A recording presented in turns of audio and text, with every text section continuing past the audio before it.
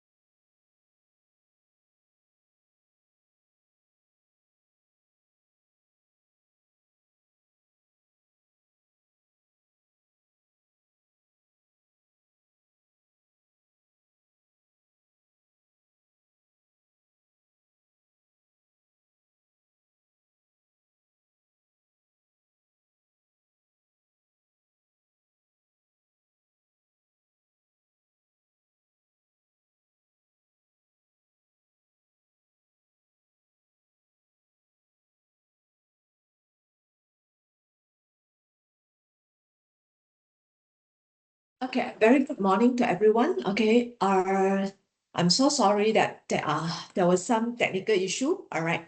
Jiapeng, are you ready to start, Jiapeng? Jiapeng? Yeah, hello? Yeah. So Okay, I hi. can listen to you loud and clear. Okay. Okay. So I believe most of the participants are in. Okay, we have 39. Okay, altogether 39 of us inside here. Okay, since it's 9:06, I'm not going to wait any more further. Okay, so I will just start this morning's webinar. All right. So a very good Okay. morning to everyone. So welcome to hang on. Amma, is the session being recorded? Amma? Yep. All right. Okay. So a very good morning to everyone. Okay, so welcome to today's webinar, From Draft to Publication, Mastering the Do's and Don'ts of Academic Publishing. Okay, now on behalf of Postgraduate and Research Center and also UOW Malaysia Postgraduate Student Club, so thank you for joining us this morning. We are very pleased to have such encouraging participation from our postgraduate student, supervisor, and also researcher.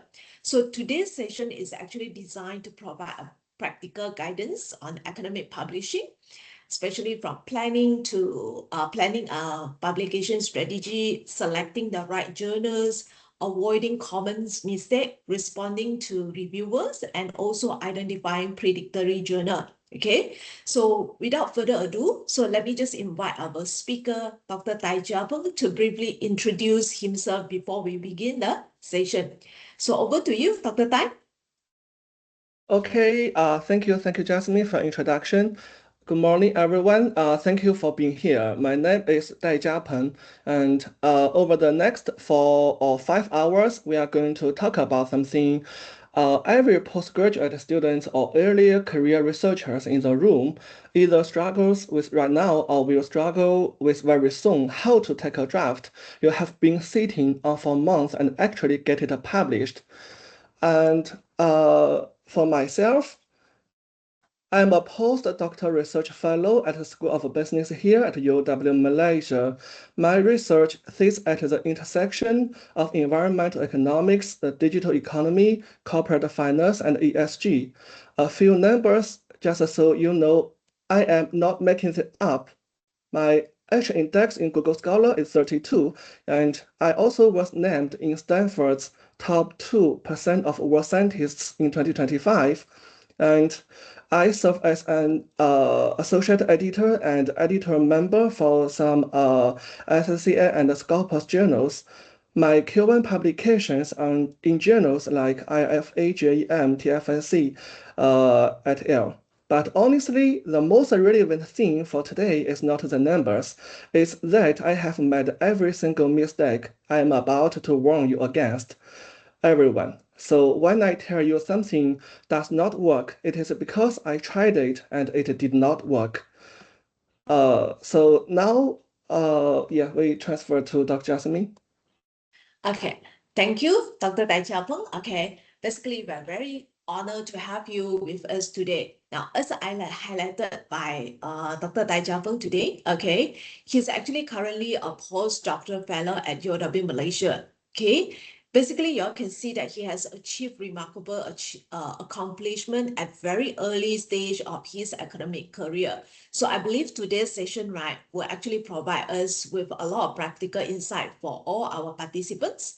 So we will just move to our webinar. Okay, so now, basically, right, as a program leader and also the head of postgraduate research center, I will always I will always receive this question from the student, okay? They will always come and ask me, why is it publication? Why do I need to publish? Why is it publication is so important for postgraduate students today?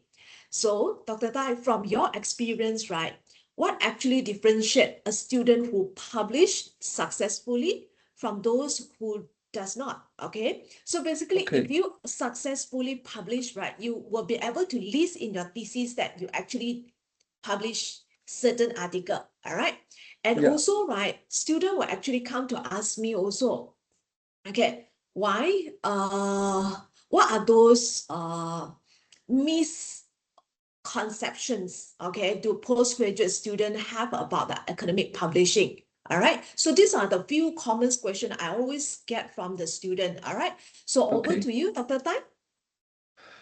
Yeah, okay. And before I answer the series of questions, Dr. Jasmine put forward to me, actually, I want to say at the start, this workshop or this training is not about the theory. So I will just change and share my personal experiences and my personal case.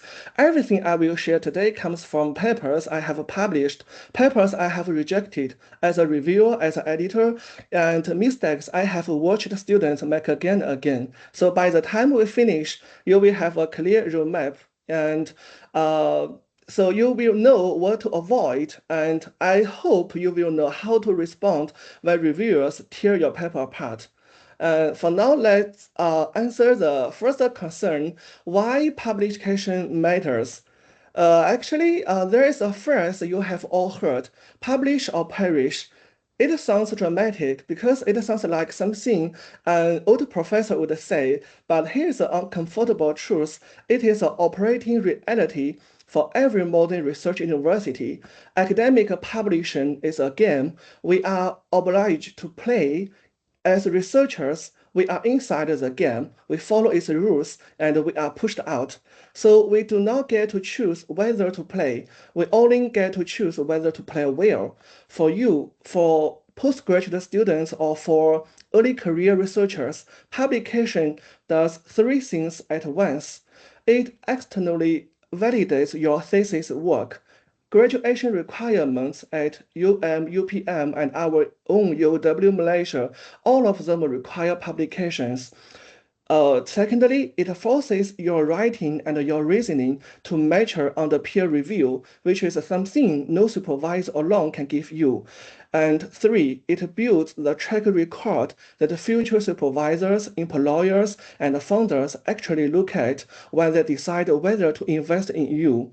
So this is not about ego, it is about access to your careers, to funding, to the next stage of your life as a researcher.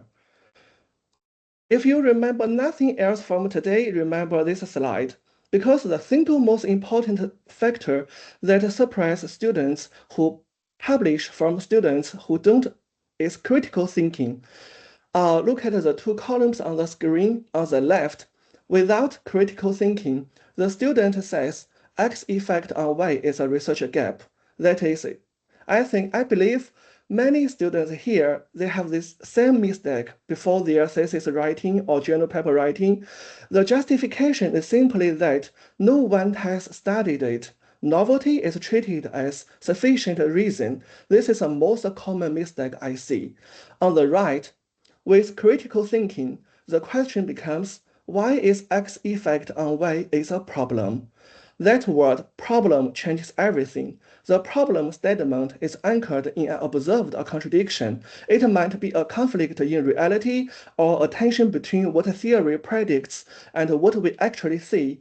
So reviewers see this difference immediately. The first vision, if you do not have a critical thinking, you just say, which is a research gap, you will get desk rejected, definitely.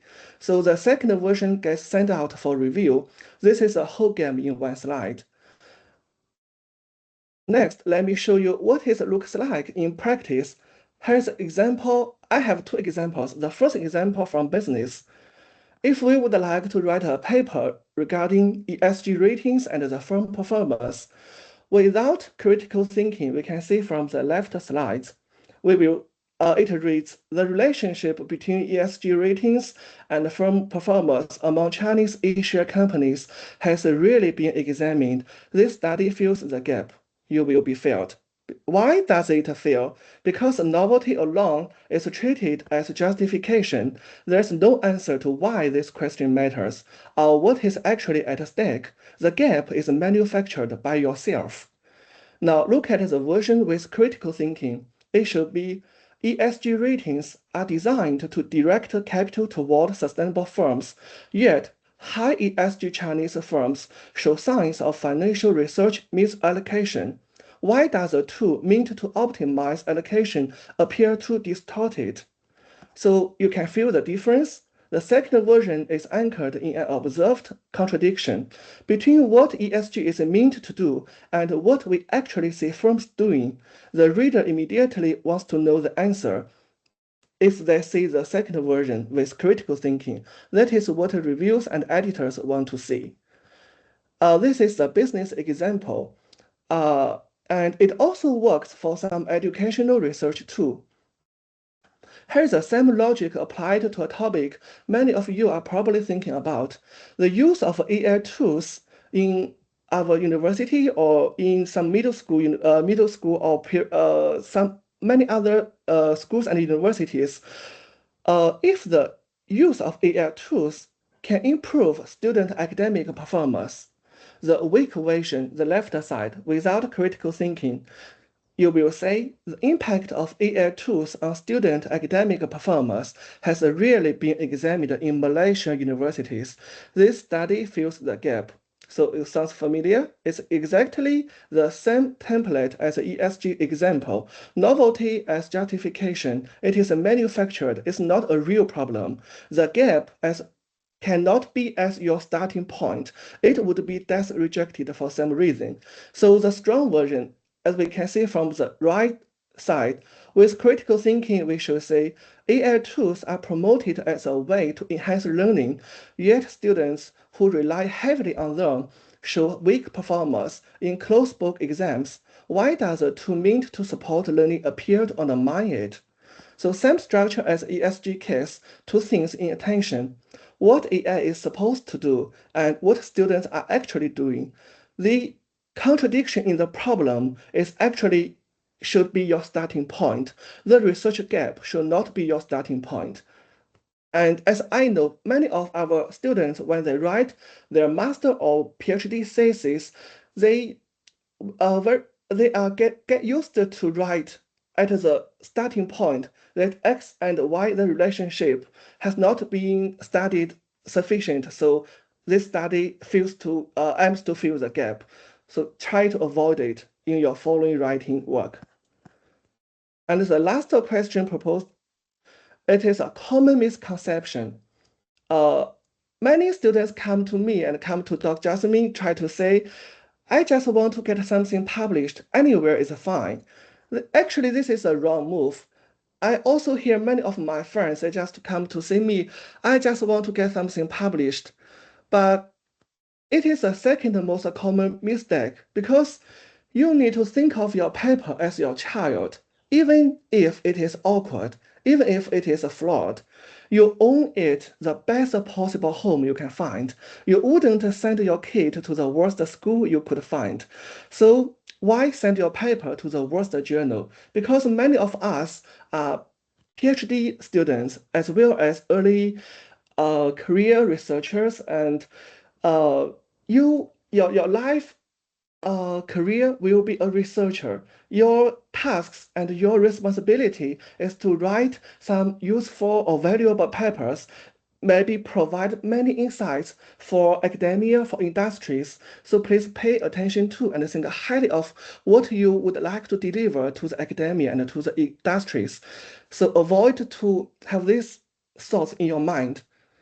And here is a strategy from my personal experience. You could start at SSCA Q1. If you get rejected, step down to Q2, then Q3, Q4. Scopus is a floor. Because in my mind, if you aim Q1, then you will land Q4. If you aim Scopus, then you will land predictory journals. The ceiling you set is the floor of your outcome. I can't stress this enough because students who start at Q3 because Q1 feels too ambitious, do not feel too ambitious because you do not know what the actors actually want to receive, what kind of papers. Maybe you think your papers cannot aim to Q1 or cannot target to Q1, but the editors feels very interesting of what you would like to deliver and what you write is a very interesting topic. So you may get an opportunity to be sent out for review. Then you will get 0.5% to be published. So they almost never make it.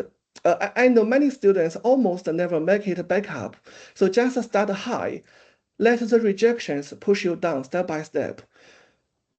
In my mind, if you can get rejected from SSQ1, if you could get some valuable feedback from the editor and from the reviewers, it is more valuable than you publish in a Scopus or my site or any other predatory journals. It will be more valuable because you will get the real and the valuable feedback from the very professional experts in your field, from the editors and from the reviewers.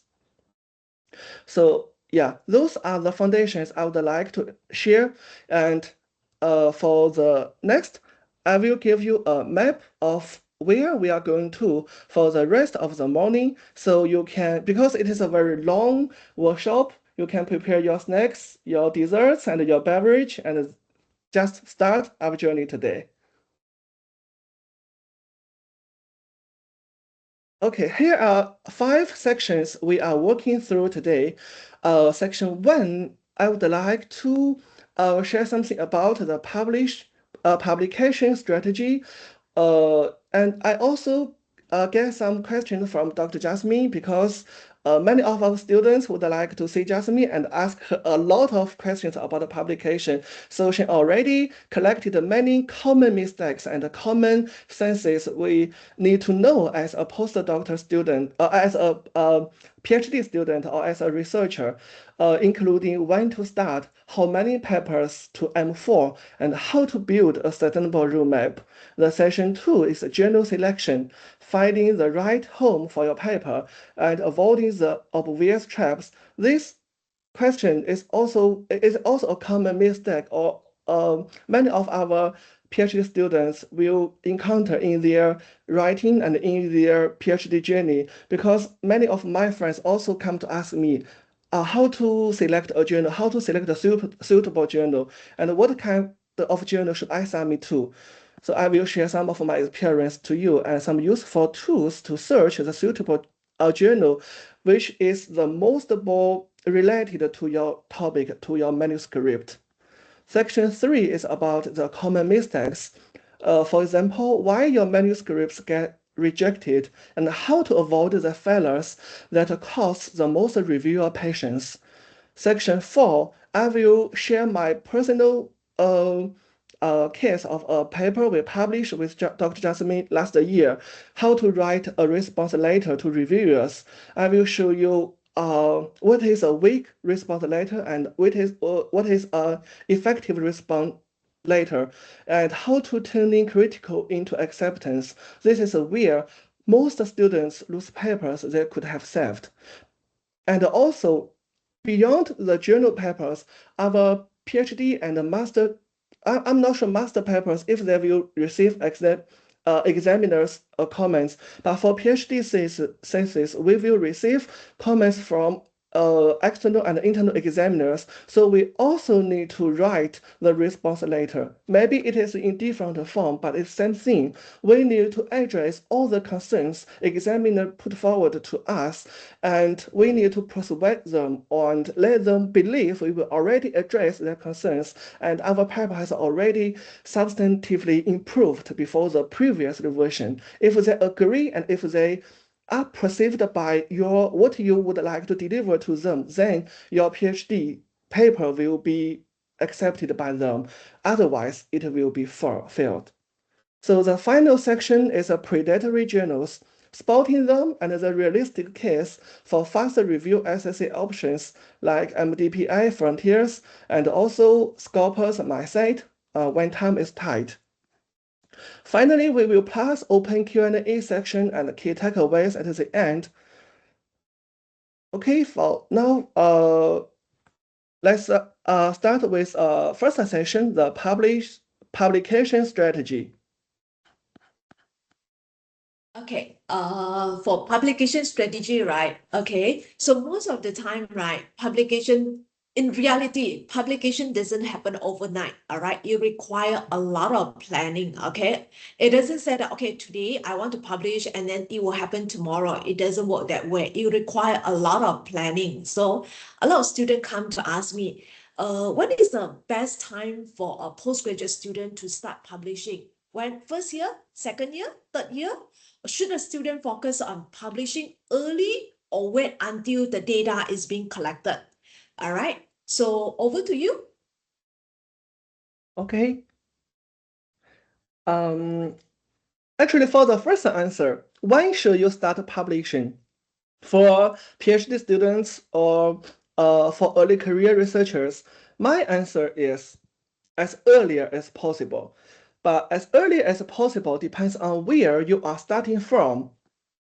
For PhD students, in my mind, the scenario A on the left, you can see if you come already prepared. For example, during your master's studies, you have solid research methods training and you have writing experience from the masters regarding the necessary business research software and the methodology and the basic rules and also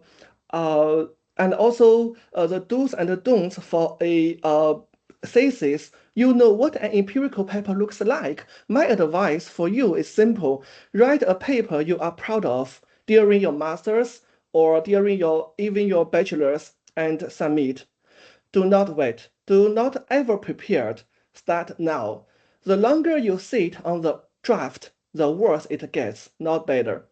The scenario B on the right, if you are new to research, for example, if you are crossed into a new discipline, for example, if your master's degree is not in management, not in economics, finance, it is in other discipline, you didn't have systematic research training, In your bachelor's and in your master's, this is a different situation. For you, year one is about building the foundation, learning methods, reading deeply, finding what you actually care about, which means which topic in business, in management, in economics you are really interested in and you are actually care about. So that use the term break at the end of year one to draft your first paper. Either way, you are writing within your first year.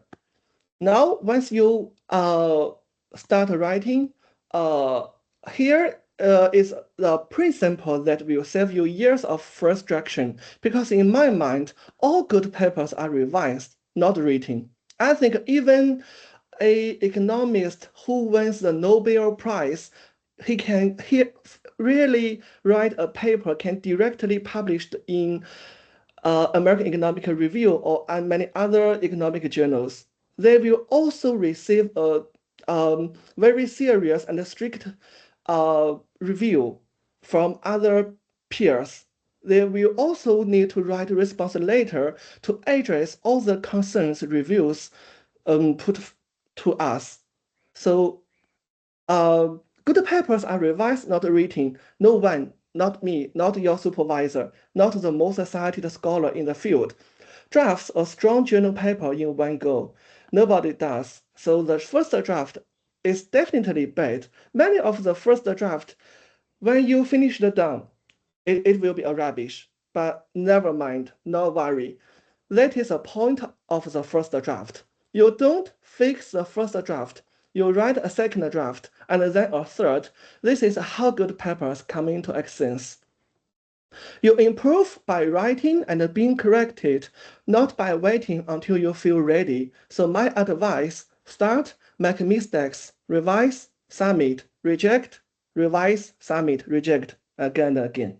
This is a cycle. Every successful researcher you have ever read has gone through this circle. There are no shortcuts. Okay, so how many papers should you actually be aiming for PhD students, and who can you help to get there?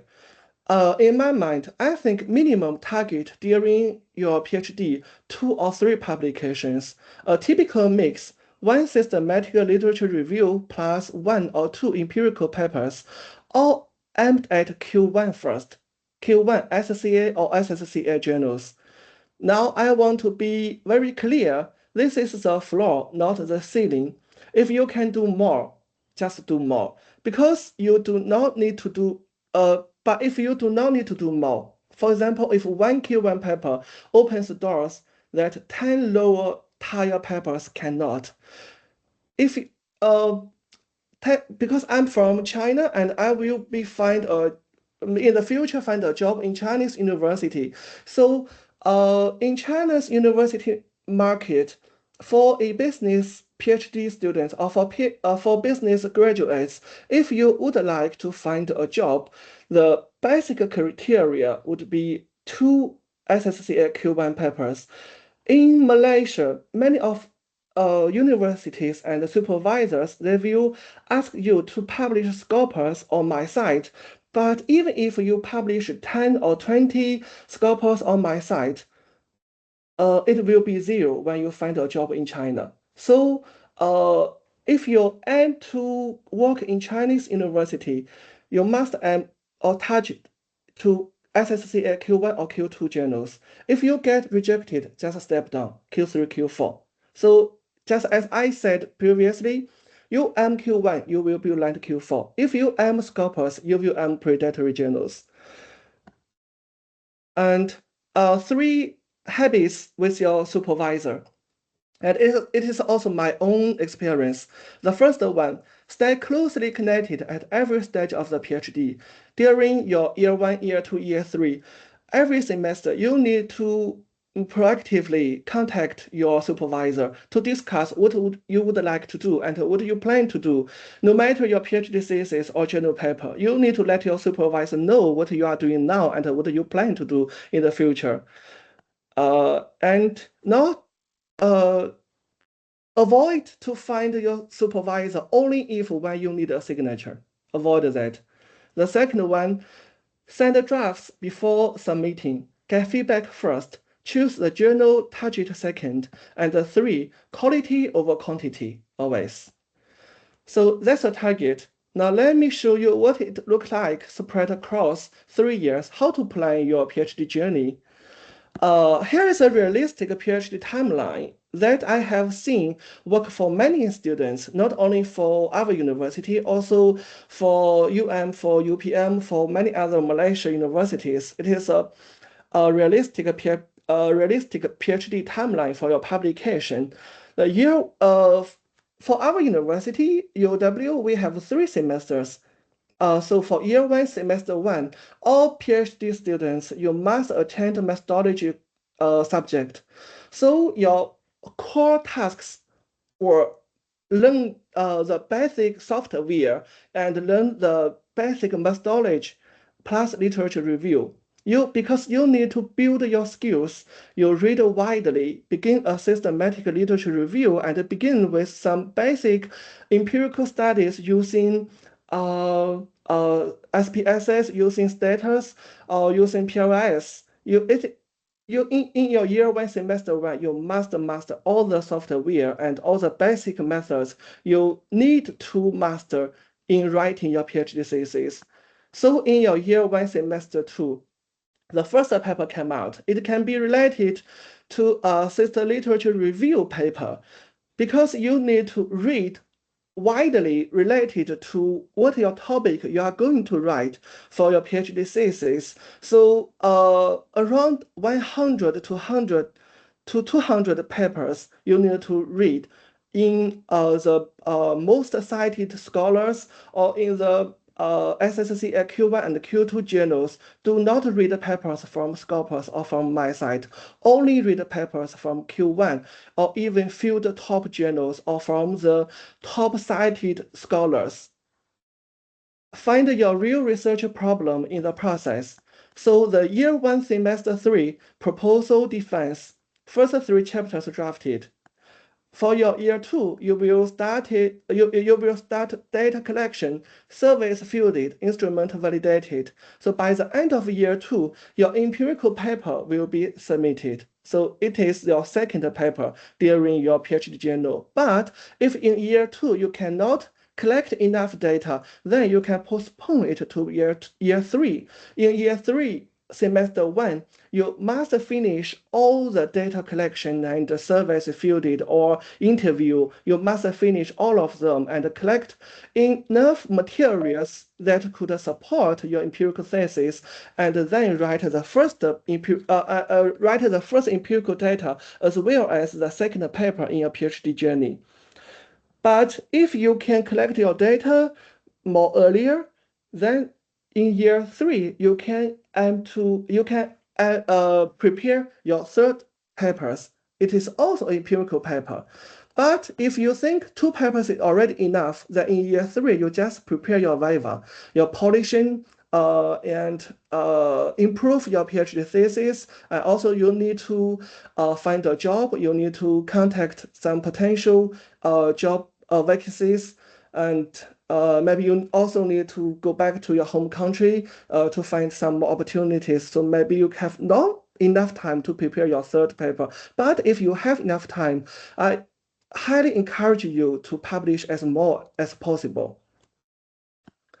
And so if you can lock this timeline in, your PhD becomes manageable. If you push everything to year 3, for example, if in year 1 and year 2, you just focus on your own job, focus on other things, but not your PhD thesis, you will need to learn all of the things. For example, the software, the methodology, how to write and how to read the papers, how to write a critical literature review, how to use software to come out an empirical paper. If you learn all of this in year 3, you will be writing a thesis at the same.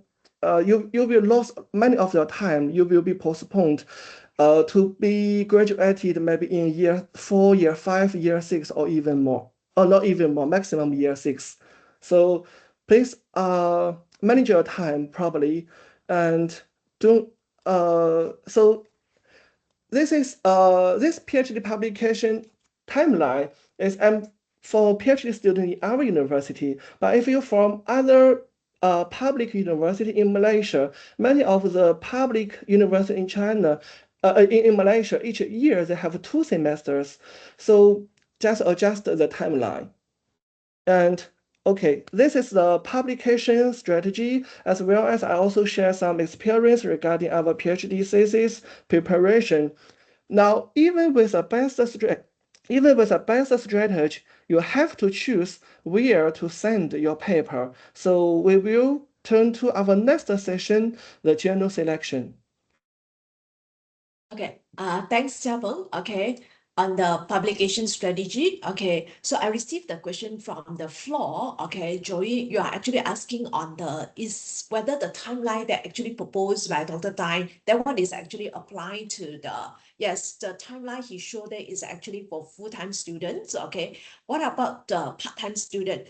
Okay, part-time student, basically for full-time student, right? This apply for all the international student. The moment you enroll, you are definitely a full-time student. So the minimum duration is 3 years, maximum is 6 years. For part-time student is 4 to 8 years. So basically, you can play around with the time. Like for example, the timeline that actually proposed for full-time, you basically can delay for 1 semester for that. You make an allocation. So like for example, like as a supervisor and also what Dr. Tai has actually proposed, okay, if you slow down in terms of your momentum and later on is actually plus for part-time, right? Because you have other work commitment, you have family commitment, you have some other commitments, right? The moment you slow down, it's not that easy to pick up that momentum again. So that's why always stick close with your own planning and also work closely with your supervisor on this part, all right?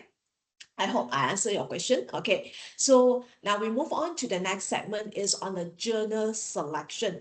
Okay, on the journal selection. Okay, so many postgraduate students, right, they actually struggle to identify which one is exactly the journal they should go for it. Okay, and then if you go into the web and you take a check, right, basically there will be a lot of journal that pop up if you're trying to identify any one of those. So which one is the legitimate one? Which one are those questionable journal? So these are a lot of those a lot of those issue, a lot of those concern that postgraduate student has actually identified.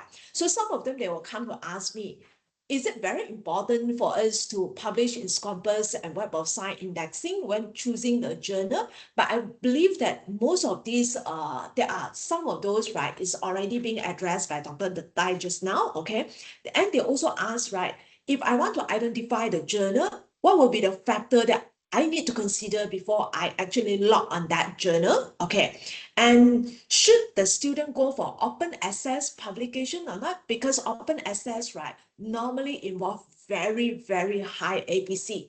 Like some of those journal, I can even see up to 4,000 euro and then like 4,000 USD. So the APC article publication charge, right, is article processing charge is very high, okay? So should the student go for open access? This is another question, all right? Then also student also ask, which journal, because the moment they search, right, there are a lot of journal that actually pop up. So they will actually ask which journal actually fit their article, all right, their paper. If I have this paper, which journal I should go for it, okay? And then, right, is there any tools or any strategy that you can recommend in order to match the manuscript to the journal, to the right journal?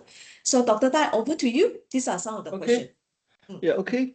So I make a supplement for our session today. Because we have 4 sessions, if we finish all the 4 sessions and then open the Q&A, maybe some of the students, they will go out to eating and for lunch. So if for each section you have some specific questions, you can just type it in the chat box.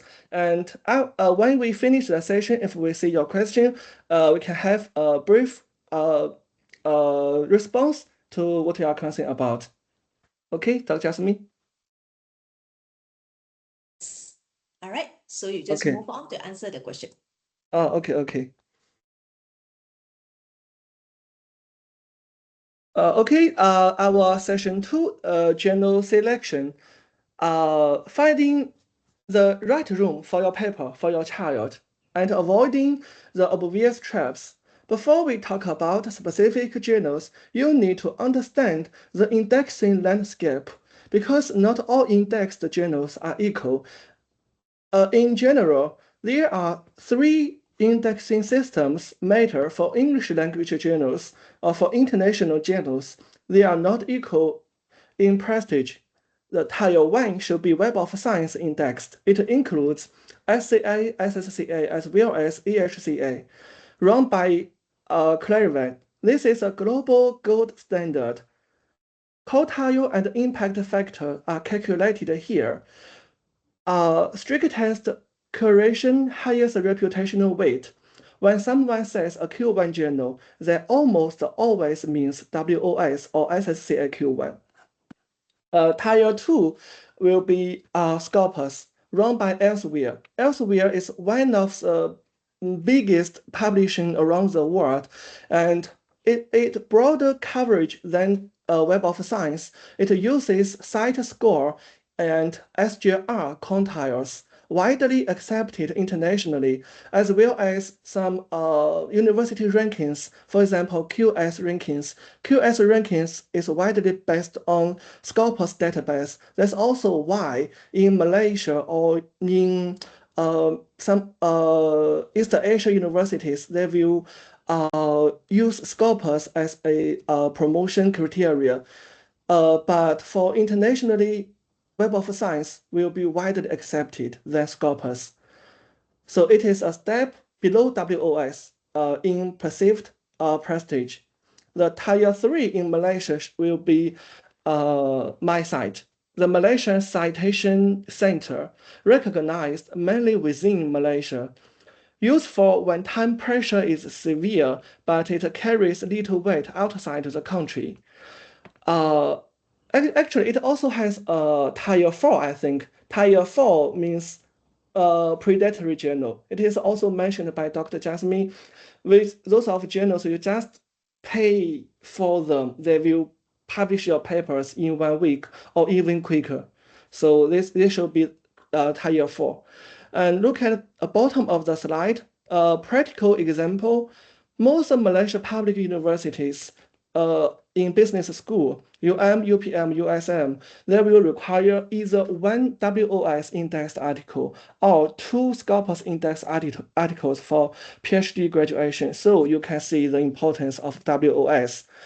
But if in China, even if you publish 2 Scopus indexed articles, just as I said, it will also 0 when you find a job because we only recognize Web of Science journal.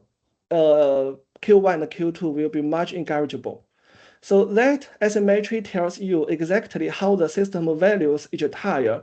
When WOS equals 2 or even more Scopus, that ratio is built into the policy. So the rule, aim for WOS first, drop to Scopus only if time constrained, or only if when you need to apply for your PhD graduation certificate. You need to publish in 3 months or in 5 months. So once your supervisor approval that, you can submit to Scopus. MyCite is a last resort and only meaningful inside Malaysia. If in the future you would like to find a job in Malaysia, and it is also very difficult for you to publish in WOS, then you can try MyCite.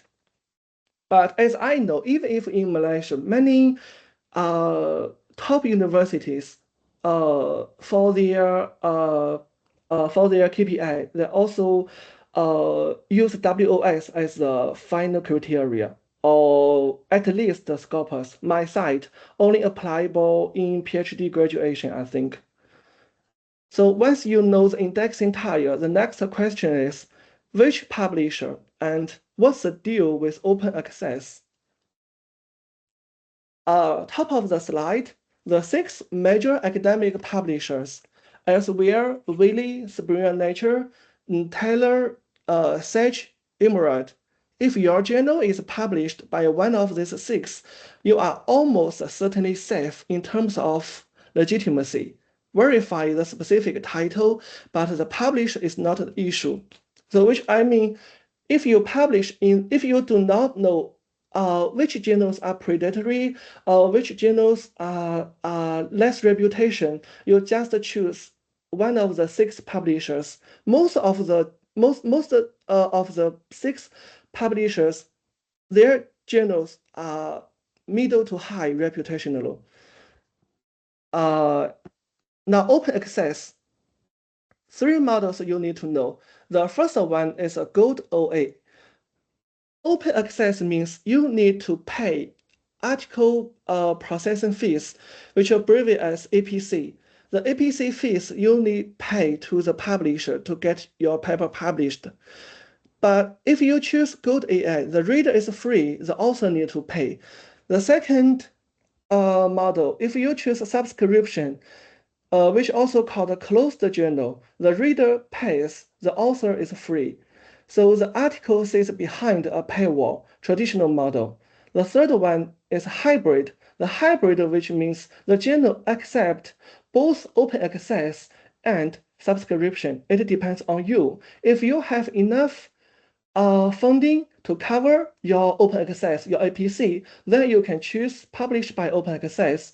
Its benefits is your paper can be viewable by a wider readers and to get your research spread more widely and get your citations be higher.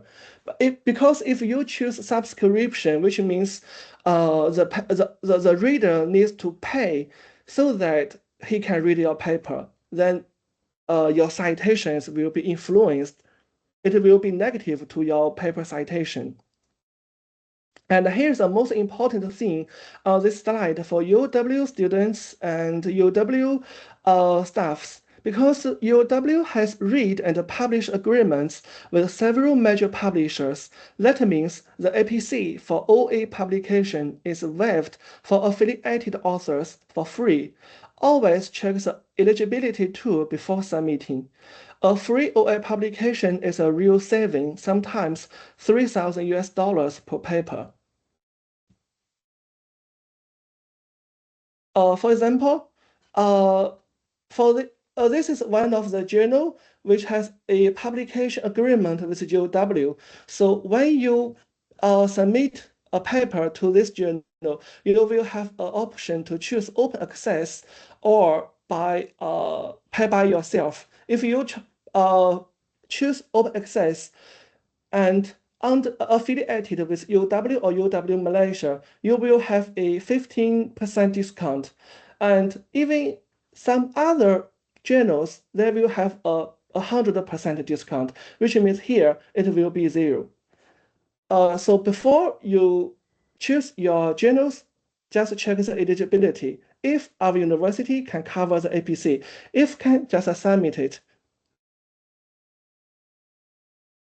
So next one, we will turn to how to match your paper to a journal. Okay, sorry. Before that, I need to show you a website. This website is from UW Australia. From there, we can check what kind of journal is free or the APC is covered by UW. Here is a yeah, you can find it in UW Australia library website, and then you can see CAUL. It is agreement, open access agreement with most of the publishers, including the 6 major publishers around the world. So here you can type your keyword, or if you already targeted a journal, you can just type the journal title here. For example, sustainability, you will find all journal titles include sustainability. All of the journal you can see if it is a hybrid, fully open access, or a subscription model. I think for now, most of the journals are hybrid and full open access. Single subscription model is very little, I think. For example, this journal, development and sustainability, economics and finance. You can see here, it is a hybrid public journal. It is a hybrid publication model journal under Elsevier, and eligible university here, UW, and you will see our institution will receive a discount to cover the APC. The specific discount, it depends on a specific journal. You need to check in the website of the journal. For example, this journal, you can check in the website, submit and check what is a specific discount. Maybe it have a 15 discount, maybe it is 100% discount can be covered by our university. And also yearly, the funding quota will be updated annually. So if you publish as early as possible, the funding, the quota from UW, you can use it. But if you publish end of the year, it might be the quota has already used up. Okay, so this is how we can check the journals covered by UW or not. So next one, how to match your paper to a journal. I think many of our students will encounter this issue when you finish writing a paper, a journal paper. You will be confused. How can I find a journal? What journal should I find? And how can I submit to the journal? So for my own case or my habitat, I have, sorry. Yeah. I have three advices. The first one, as for me, when I finish writing a paper, I will firstly search Google Scholar for my topic. For example, if I write a paper relating ESG ratings on firm performance, I will just search Google Scholar and type ESG ratings firm performance, filter to the last 3 years and the list of the journals that have actually been publishing on the same topic with you. This is your candidate set. If a journal hasn't published anything close to your topic in the past 3 or 5 years, it is not your home. Step 2, profile each candidate. Go after you filled some of the journals by Google Scholar, you will have a candidate list. Go to the journal homepage one by one. Check its impact factor, its quantile, its scope, and especially average time to first decision.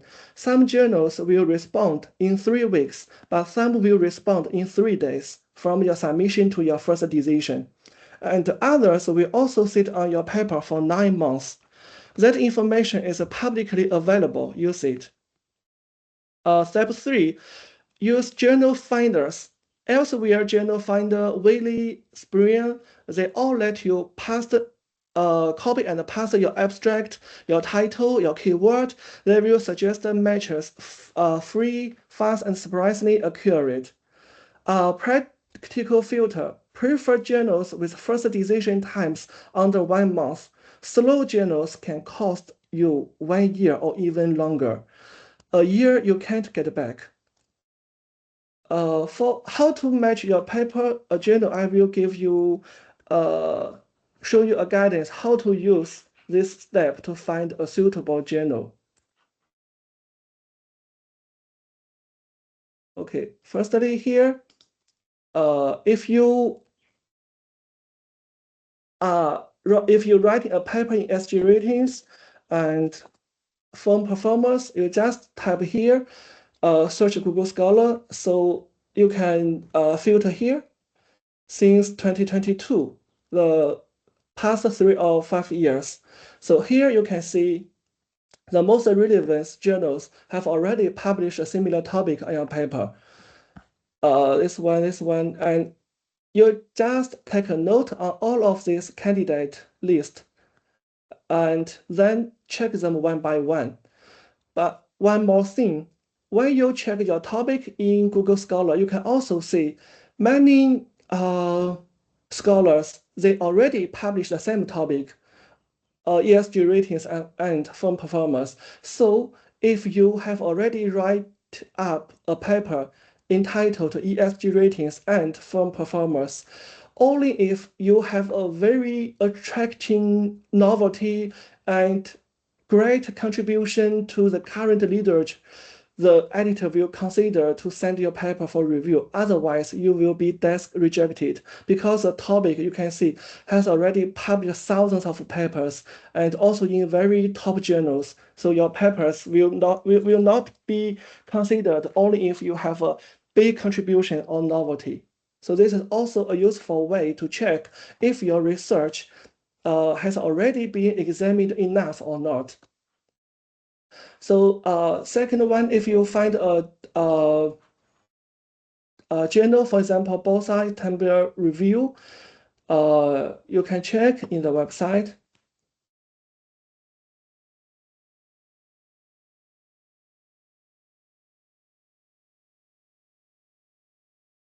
Yes, here you can see it's site score. Site score is under Scopus.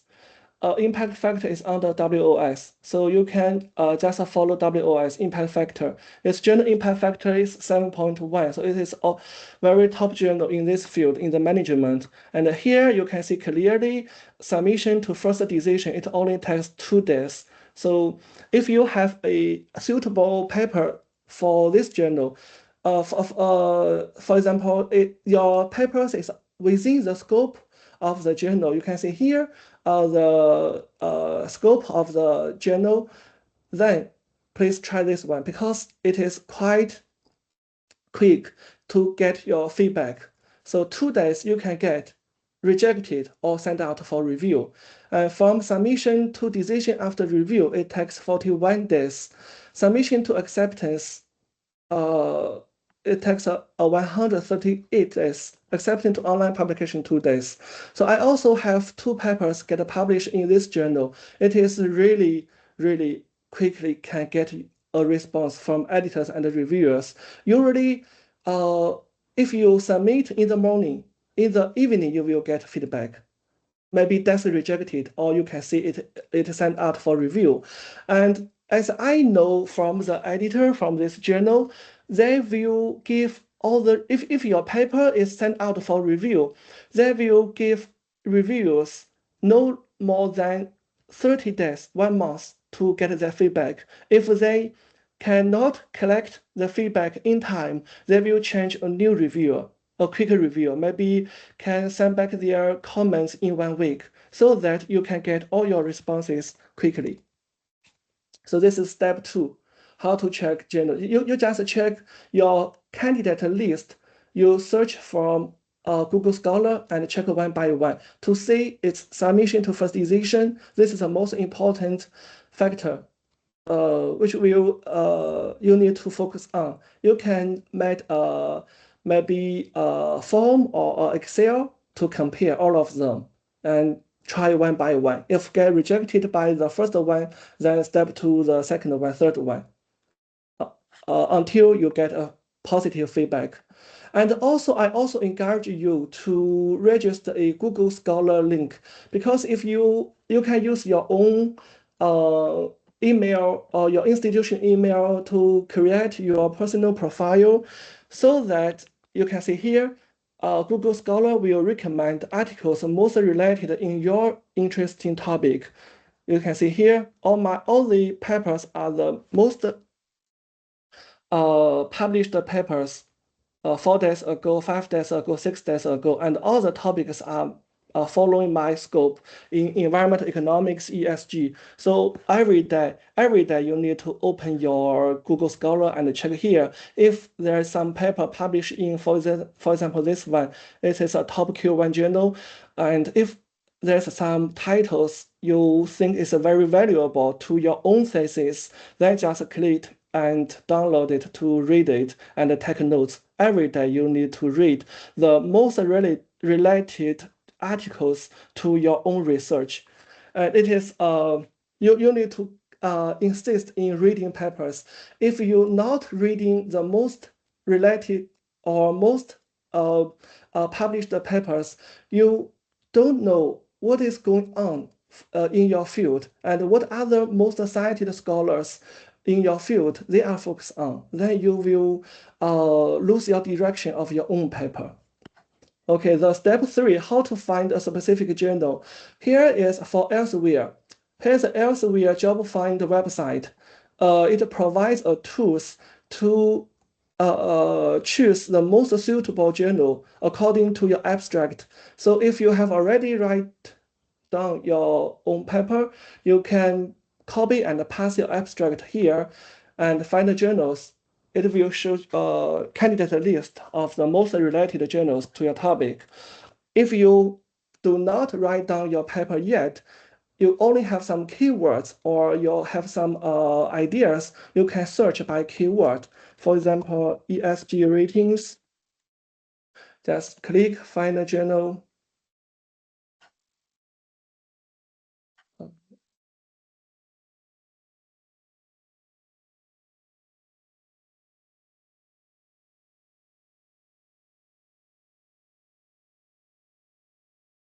Okay.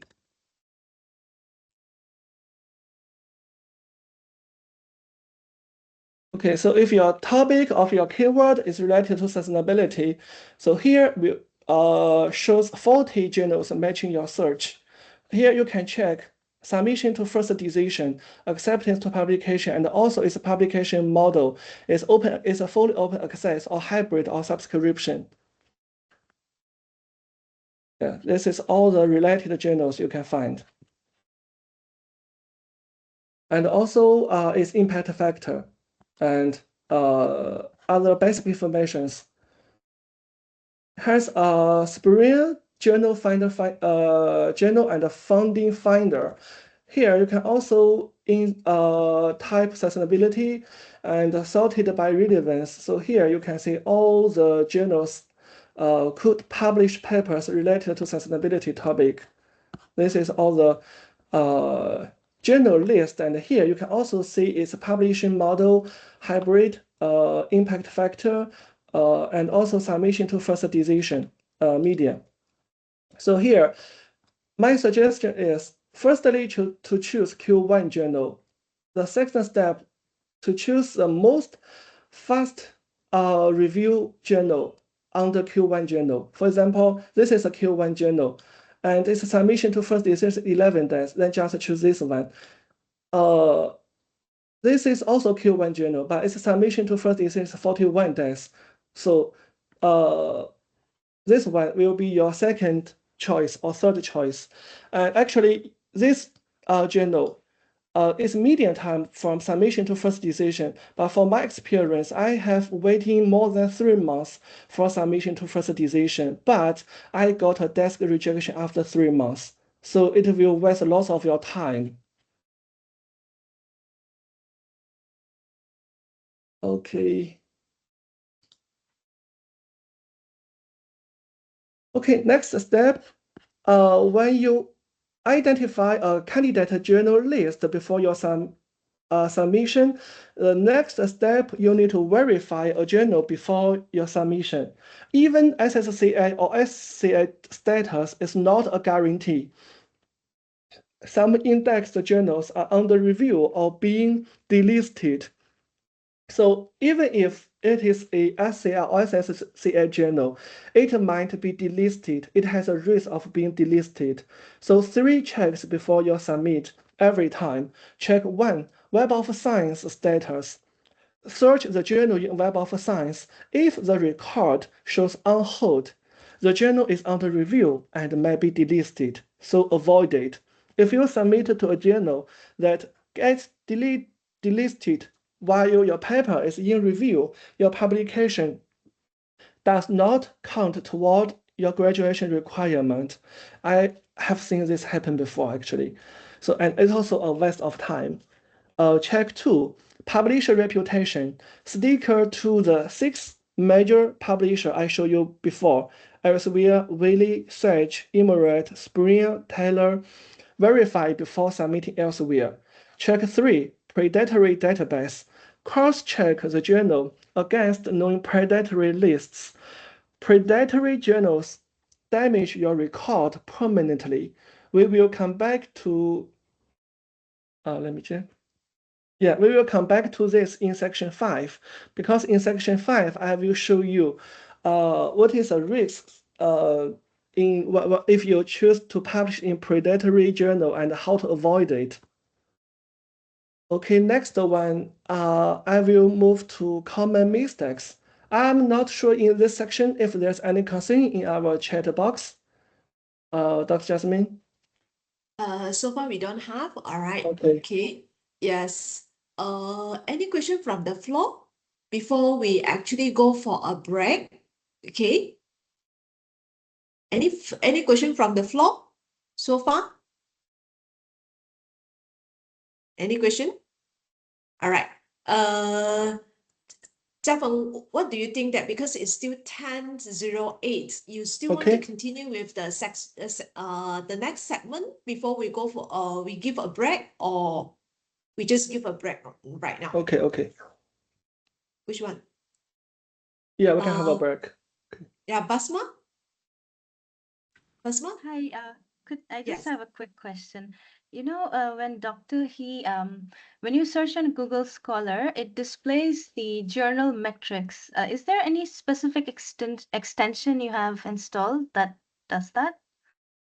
Oh, sorry, Jasmine, your voice and the speaker's voice is too soft from my side. Okay. Okay. When you search on Google Scholar, it shows the metrics for the journal. Is there any specific extension you have installed that does that? Let me show you. It is it's an extension in Google Chrome. Here, Easy Scholar. It is designed for Chinese because you can see its basic metrics in Chinese. Sorry. Yeah, you can see here, it is a Chinese quantile, different from a Web of Science quantile, but you can also see its basic metrics of each journal. Yeah, the extension is Easy Scholar. Thank you. You can search and install it, but I think for now you need to pay for it. 2 years ago, it's totally free, but after that, it charges some fees if you would like to get access to its basic metrics here. Yeah. Hey, Dr. Jasmine, can I have a question, Dr. Jasmine? Yes. Okay. Normally, just now you mentioned about Google Scholar, right? Can I check using a Simago to check type of journal going to publish? Yeah, okay, yeah, also can. Normally what I do is I check Simago instead of going Google Scholar. Yeah, Imago also can. Yeah. Both also can, right?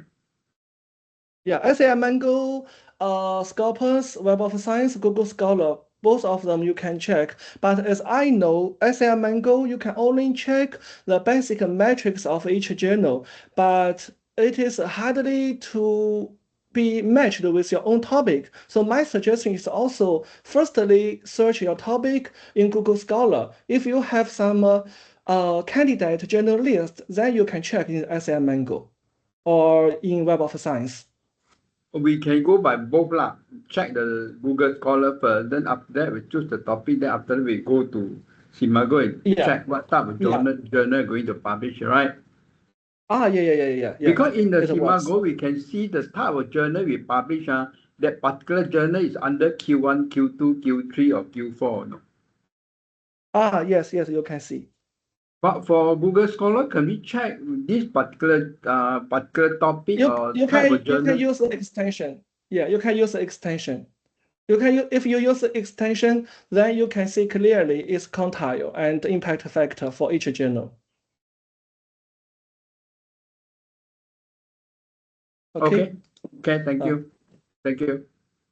Okay. Dr. Tai, we have a question from the floor from the chat box there. Okay. The question from Joey, may I know how to check the predictory data check? All right. So this one we will leave it until the next section, the last section, there will be one section that is dedicated for predictory journal. We will answer this question later. So another one is that what is the consequences if a researcher has a paper that was published to a predictory publisher?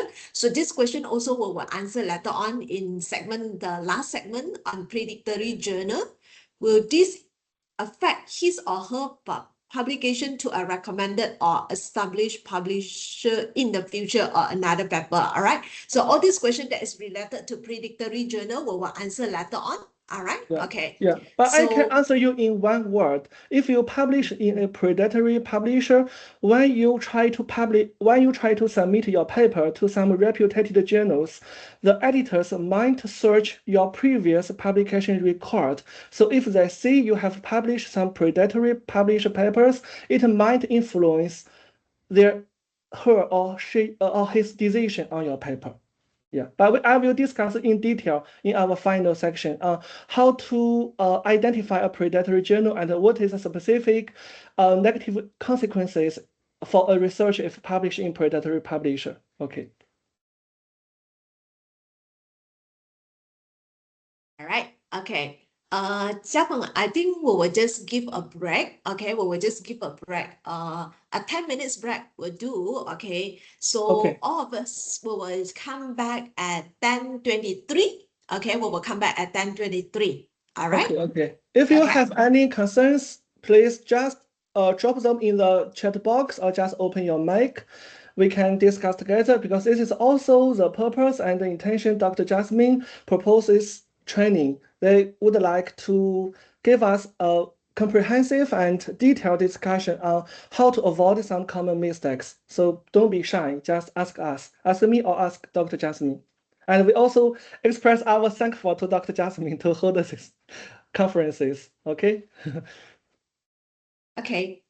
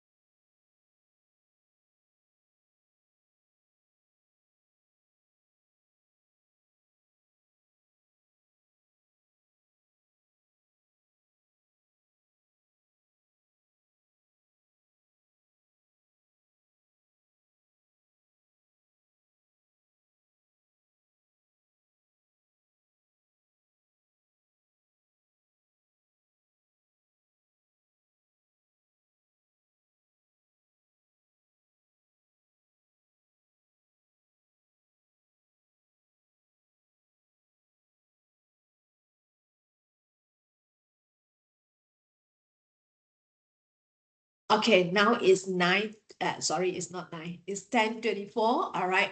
So welcome back, everyone. Okay, so in this segment, right, we will continue to discuss one of the most important area for postgraduate student, the common mistake that frequently lead to rejection.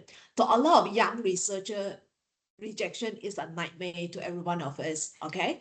So Dr. Tai, based on your experience, right, what are the top reason, right, the manuscript get rejected?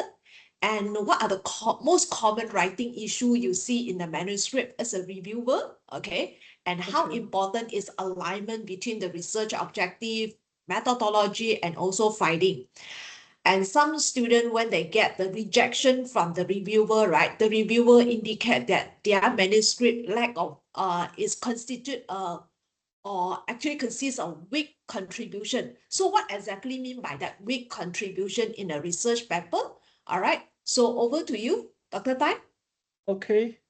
Okay, thanks, Dr. Jasmine. Actually, this section is quite important and insightful for all of you because it is all the painful lessons of myself got rejected previously. And also as a reviewer, I also review over 100 manuscripts every year. And 30 of them I will give text reject, will not give them any chance to revise. And most of them I will give them one chance to revise.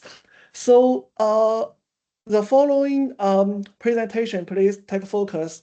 And if you have any issue, you can just drop your concerns in the chat box. So the first issues, what editors say before they decide, and what is a common mistakes we usually to make during a submission to a journal.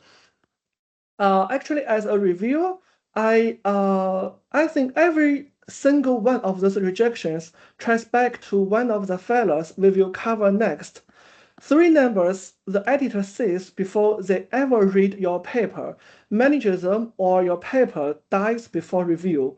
Because in the editor's system, in the journal system, before they download your manuscript, they will see directly of the first 2 index. The first one is a similarity index. After your submission successfully to the journal, and the editor receives your submission, in the system, it will clearly shows how the similarity index is of your paper. And also, the editor can see your title similarity. The title similarity is what I say just now. If you search your topic in Google Scholar, if most of your paper related to your topic has already published thousands of papers, your title similarity is too high, then you will also get a high risk of being desk rejected. Let me explain one by one. Specifically, number 1, 30%. Similarity index above 30% likely desk reject. Below 20% is a safe zone, but try as low as possible. For example, below 10% or below 5%. Editors read high similarity as a signal of low novelty, because if your paper has a very high similarity with other papers, which means you have a low novelty compared to other literature. So run Turnitin or other database yourself before submission. Number 2, 80%. Title similarity. Elsewhere's editorial backend automatically ranks your title against every published Elsewhere title. High overlap signals duplication. Even if your paper is original, a generic title can hurt you. So number 3, active scholar cited. I think this, sorry, let me adjust here.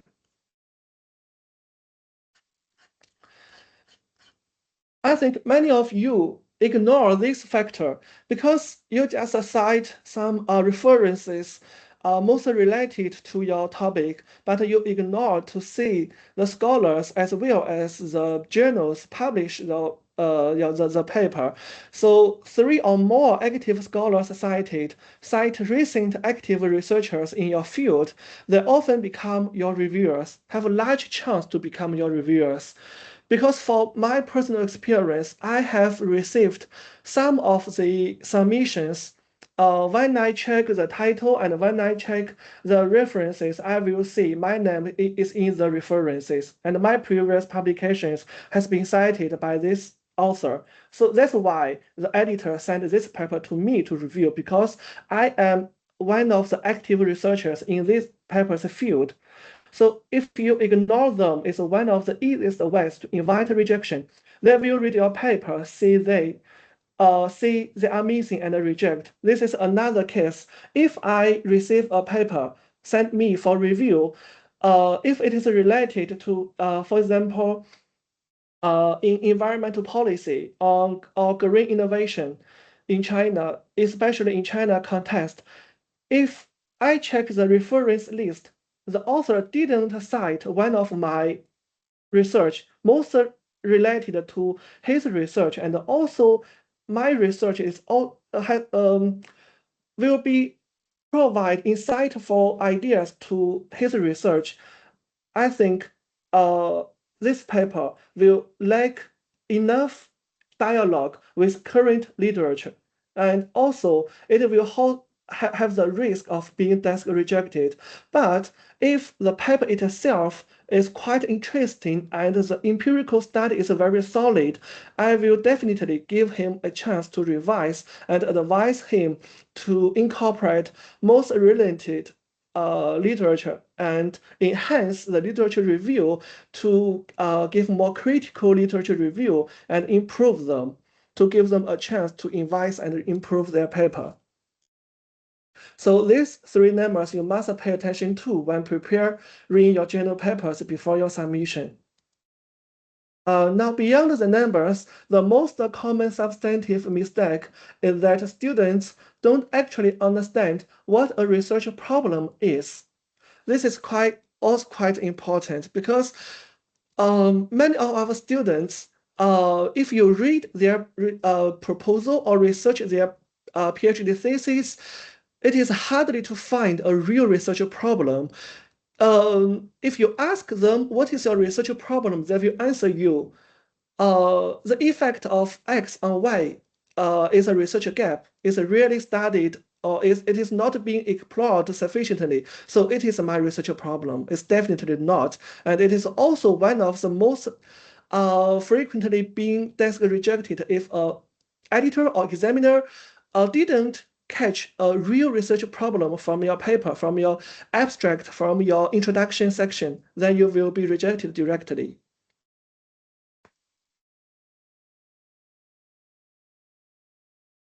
Okay, I think there are 3 things students confuse, which is what I said, the research gap, problem statement, and also the research problem. The most common mistakes in both journal writing and thesis writing, and I see this every single week, is confusing 3 different things.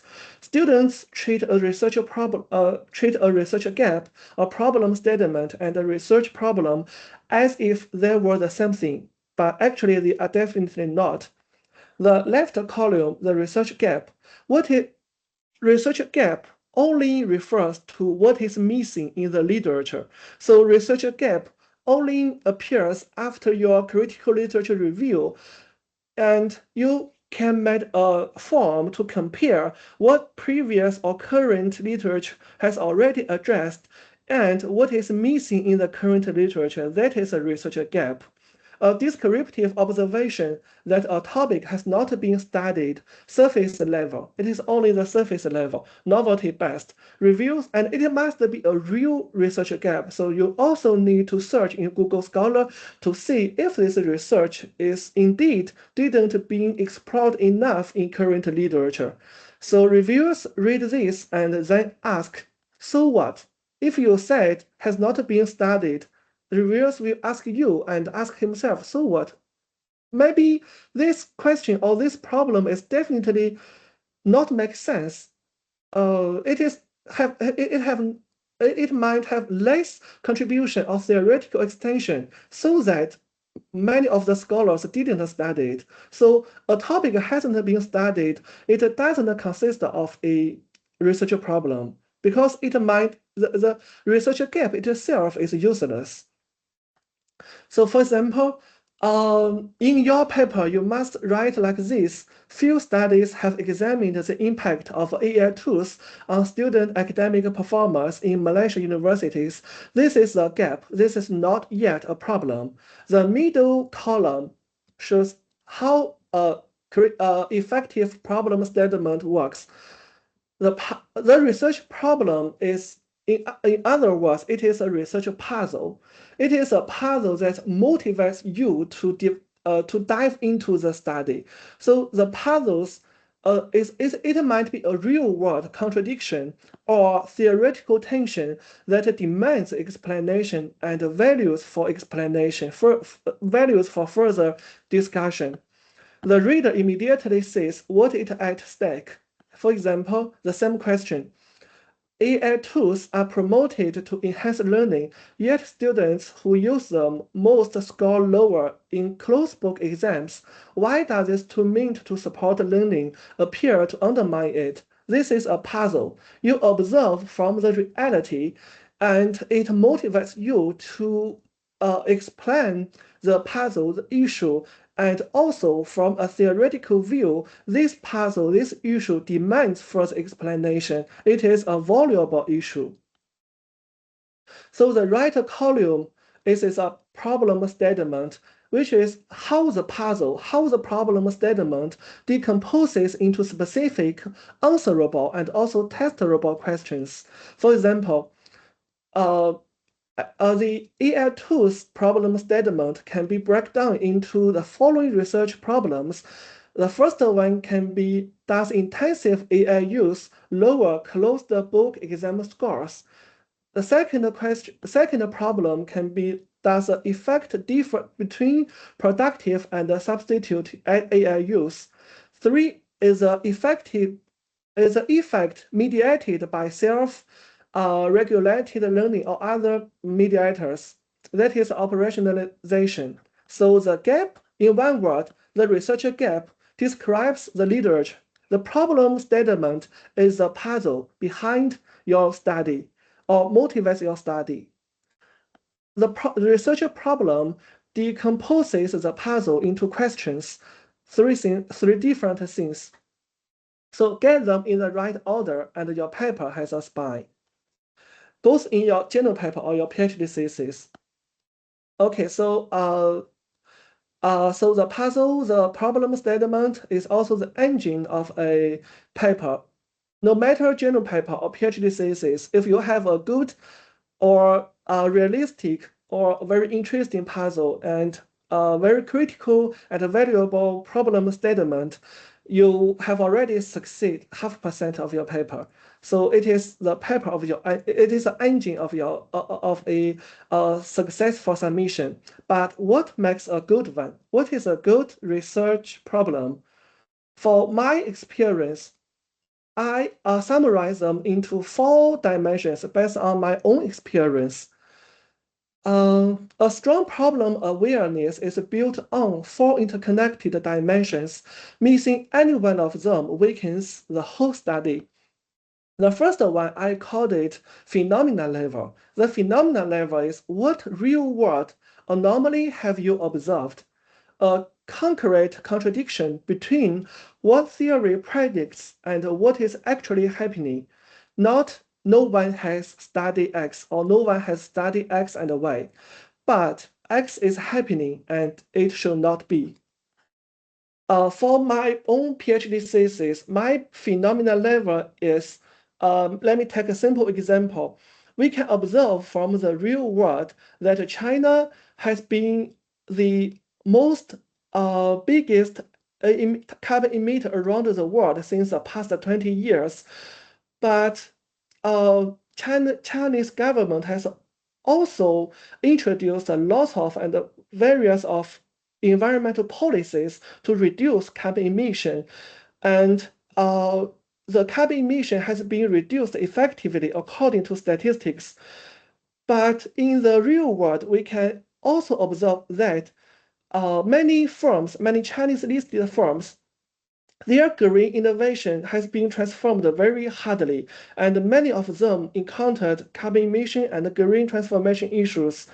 According to the theory of port hypothesis, if a government has issued a good environmental policy, it can help firms to reduce their carbon emission. But in the real world, I observed quite a different contradiction, quite different things. It is what I call a contradiction between the real world and the theory practice. So it constitutes of the first level, of the phenomenon level. So we move to the second level, the theory level. What existing theory fails to explain it? Because the phenomena level, you can observe it. Other scholars can also observe it. So what existing theory or what existing scholars fails to explain it, you can name the theory and you can classify all the current literature to explain why existing study has failed to explain it, and then identify your own theory, develop your own theory and your conceptual model, exactly where its assumptions or boundary conditions break down. Be specific. Don't just say the literature is mixed. So we move to next one, conceptual contribution. What new distinction do you propose? You will introduce a refined construct, a new mechanism, or a new boundary condition that resolves the failure. The failure is the existing theory failed to explain it, so that you need to introduce a refined construct, a new mechanism to explain it correctly, properly. So the contribution is a distinction, not the data itself. The last step should be testability. Can the contribution or can the refinement of your theory be supported or refuted by evidence? A real theoretical contribution can be tested through data and empirical steps. Your conceptual claim is either supported by evidence or rejected. A claim that can't be put to a test is not a contribution. So if you observe a phenomena, a contradiction from the reality or from the theoretical tension, then you need to find which or why existing theory fails to explain it.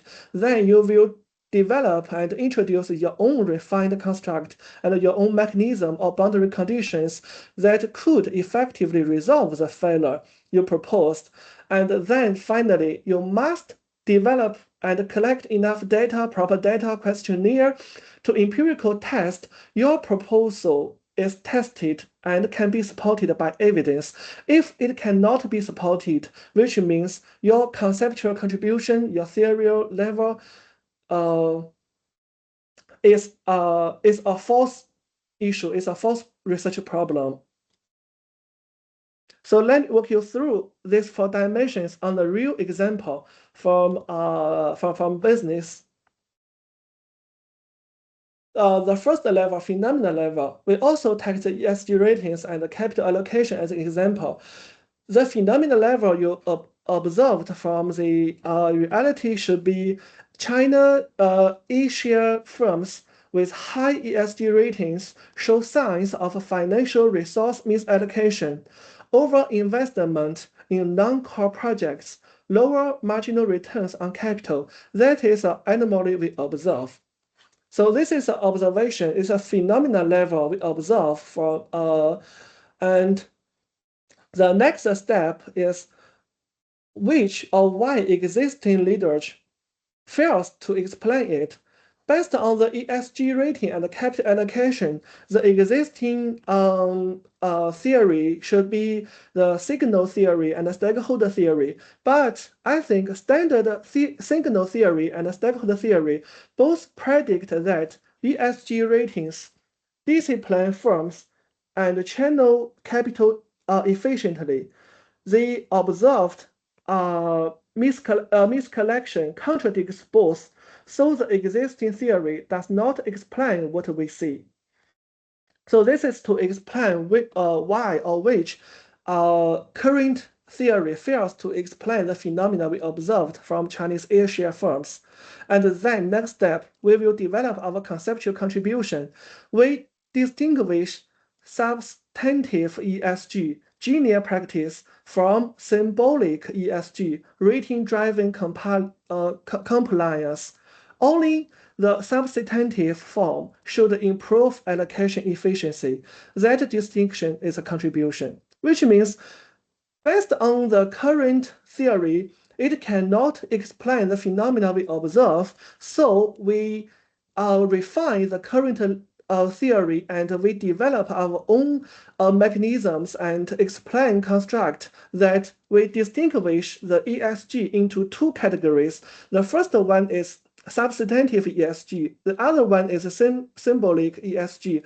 We argue that the reason why current theory fails to explain is because there may be confusion between the two different ESG, and also the current literature review, they all focus on one ESG together. They didn't tell them apart, but actually ESG concludes the two very different categories, substantive and symbolic. So only the substantive form of ESG could improve allocation efficiency. This is what I would like to test and improve, and this is also my contribution of the study.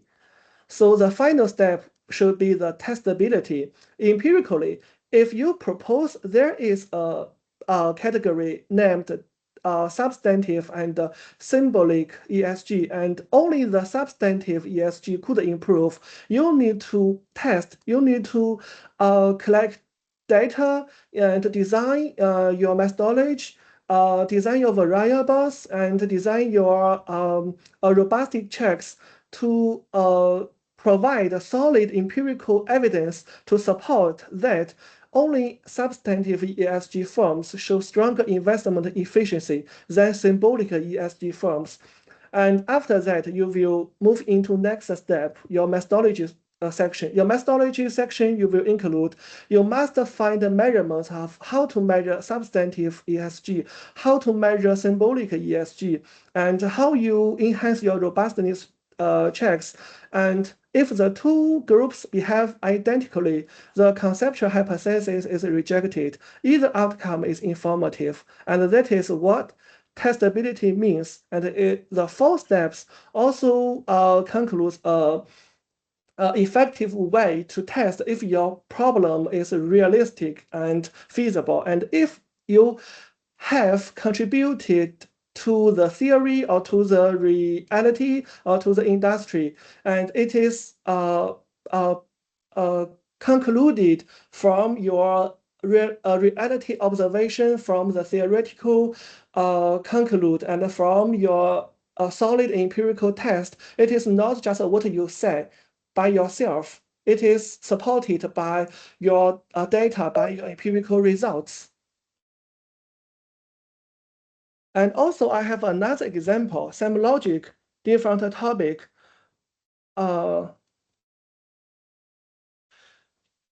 It is also an educational issue, works followed my 4-step check.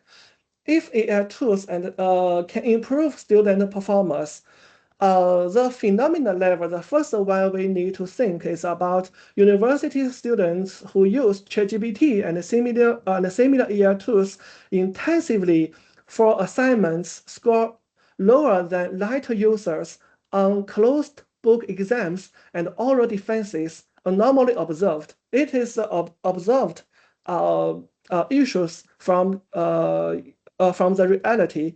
So next one, you need to explain the theory failure. There are 2 current theory failed to explain this phenomena. Cognitive load theory and scaffolding theory both predict that AI assistants should free up working memory and improve learning. The observed performance drop contradicts this. Existing theory does not explain it. So you need as a researcher, you need to make a conceptual contribution, and you need to distinguish productive AI use and substitutive AI use. tell them apart. The productive AI use, which means drafting, idea generation, feedback, and the substitutive AI use means outsourcing the reasoning itself. So you argue that only the substitute form crowds out skill formation. So this distinction is a contribution. So the next step, you will empirically test it.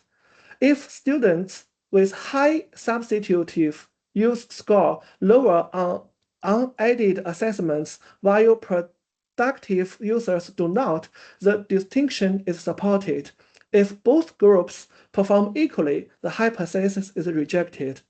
So no matter it is rejected or it is supported, you will need to interact with current literature, with current findings. You need to have a theoretical dialogue with the theories and the literature review to explain why it is supported.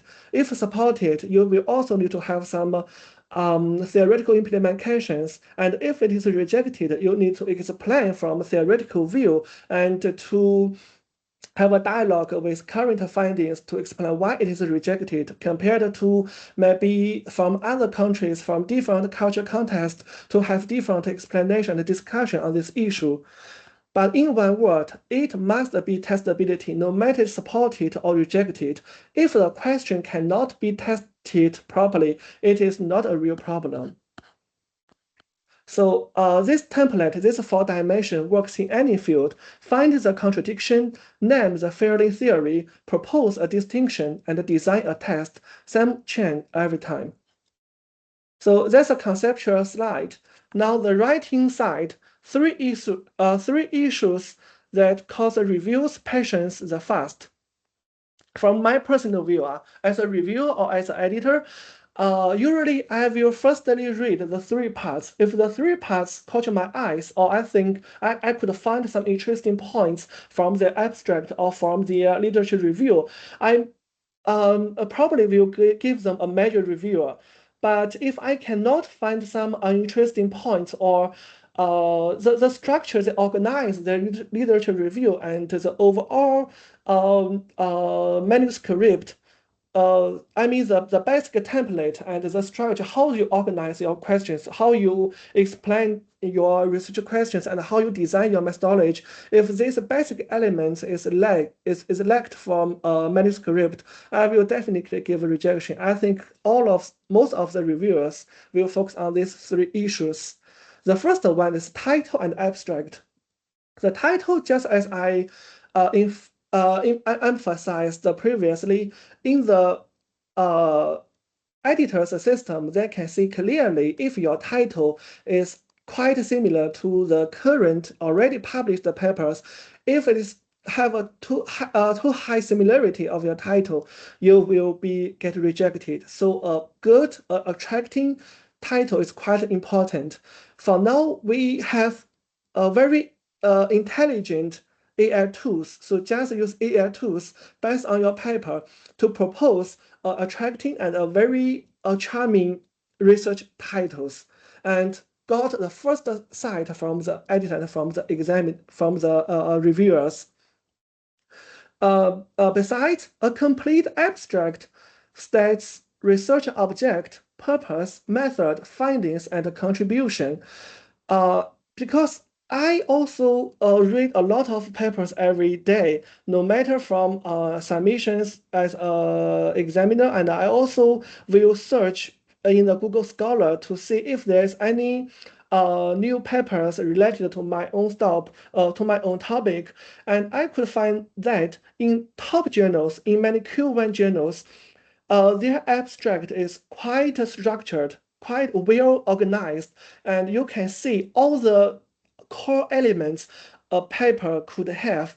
Even if you only read the abstract, you could know all the things about the paper, the research problem, your research objective, your papers, your method, your main findings, and your implementations. You can see everything from your abstract. But a weak abstract, it is quite random. You might say at first what your research findings different from others, and then you have methods. But next one, you suddenly state what is your contribution. So it is quite random. It didn't follow a logic to present properly what you have done in your paper. And the title carries the core question. So missing any of these elements, the title and the abstract in your the object, purpose, method, findings, missing any of these core elements, I think it will cause to an instant reject. Because the reviewer and the editor hasn't even gotten to your introduction yet, and you are gone. So the next one should be the literature review. Literature review, a good review is a dialogue with prior work. You must have a dialogue with their findings and discuss with their findings. You agree with them or you didn't agree with them. The prior work, the prior findings, if they provide insightful ideas to your study and it positions your study, shows what is missing and justifies the gap, mechanically listing, and also some I think just avoid to write like this. Smith said this, Jones said this, said that, Wang said this, Lee said that, without critical thinking, without critical discussion, it will definitely be rejected. A good literature review should argue, not catalog. So the next one will be coherence across sections. The coherence across sections, which means in your introduction, in your abstract, even if your title must be aligned with your introduction, your theory, your literature review, your methodology, and your discussion must orbit one core question. Do not put forward one question in your introduction, but in your methodology, in your discussion, you just fly into many other unrelated questions. You just lost your direction when you're writing your paper. So methods must answer the question the introduction asked. If your introduction asked about firm level effects, but your methods estimate at the industry level, the paper is rejected. Not because either piece is wrong, but because they don't answer the same thing. You are not a coherence across the sections and stick into one core questions. Because for journal paper, if you can address one core questions, it might be a great novelty and a big contribution. So do not be so ambitious. You write 1, 2, 3, 4, 6, 7, and over 4 over 5 questions. It's too much, and it is not enough for a just maybe 10,000 words paper. You cannot answer so many questions. Even if in your PhD thesis, your research questions is better under 5, I think. If you have more than 7, more than 8, or you have even 10 research questions, it's too much. You can not answer too much questions on a very limited length of your paper. And the methodology will be definitely quite sophisticated if you have many questions, because you must design each variable, questionnaire, and everything to answer your question. If you fail to do this, your questions will be ignored in your discussion section, so that all the sections you didn't go align with your title, you didn't go align with a core question. Okay, so this slide is a quick checklist what every paper needs to have visible to the editors.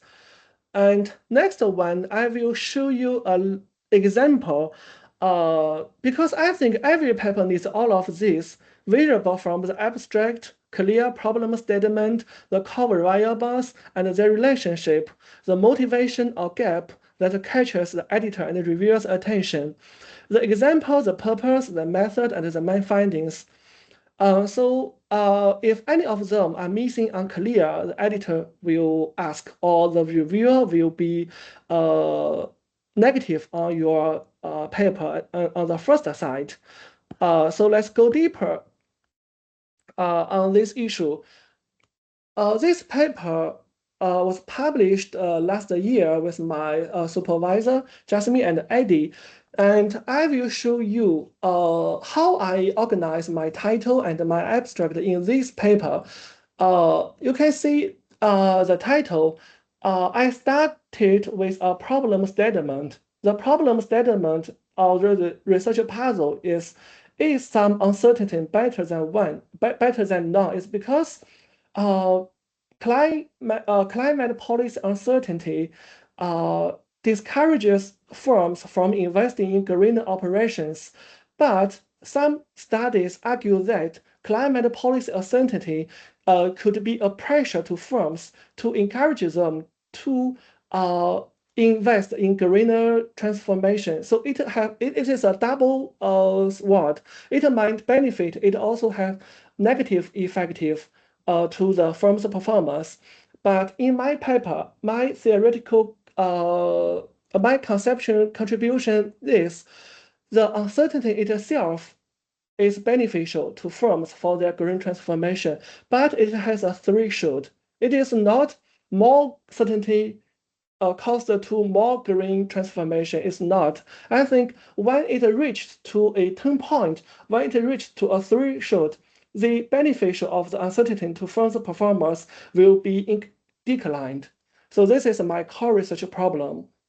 And my subtitle is the core variables and its relationship. It is a nonlinear relationship between this is my X, this is my climate policy uncertainty, and my dependent variable corporate green performance. So from the title, you can see the problem, the core variables and its relationship, what I would like to deal with in my paper.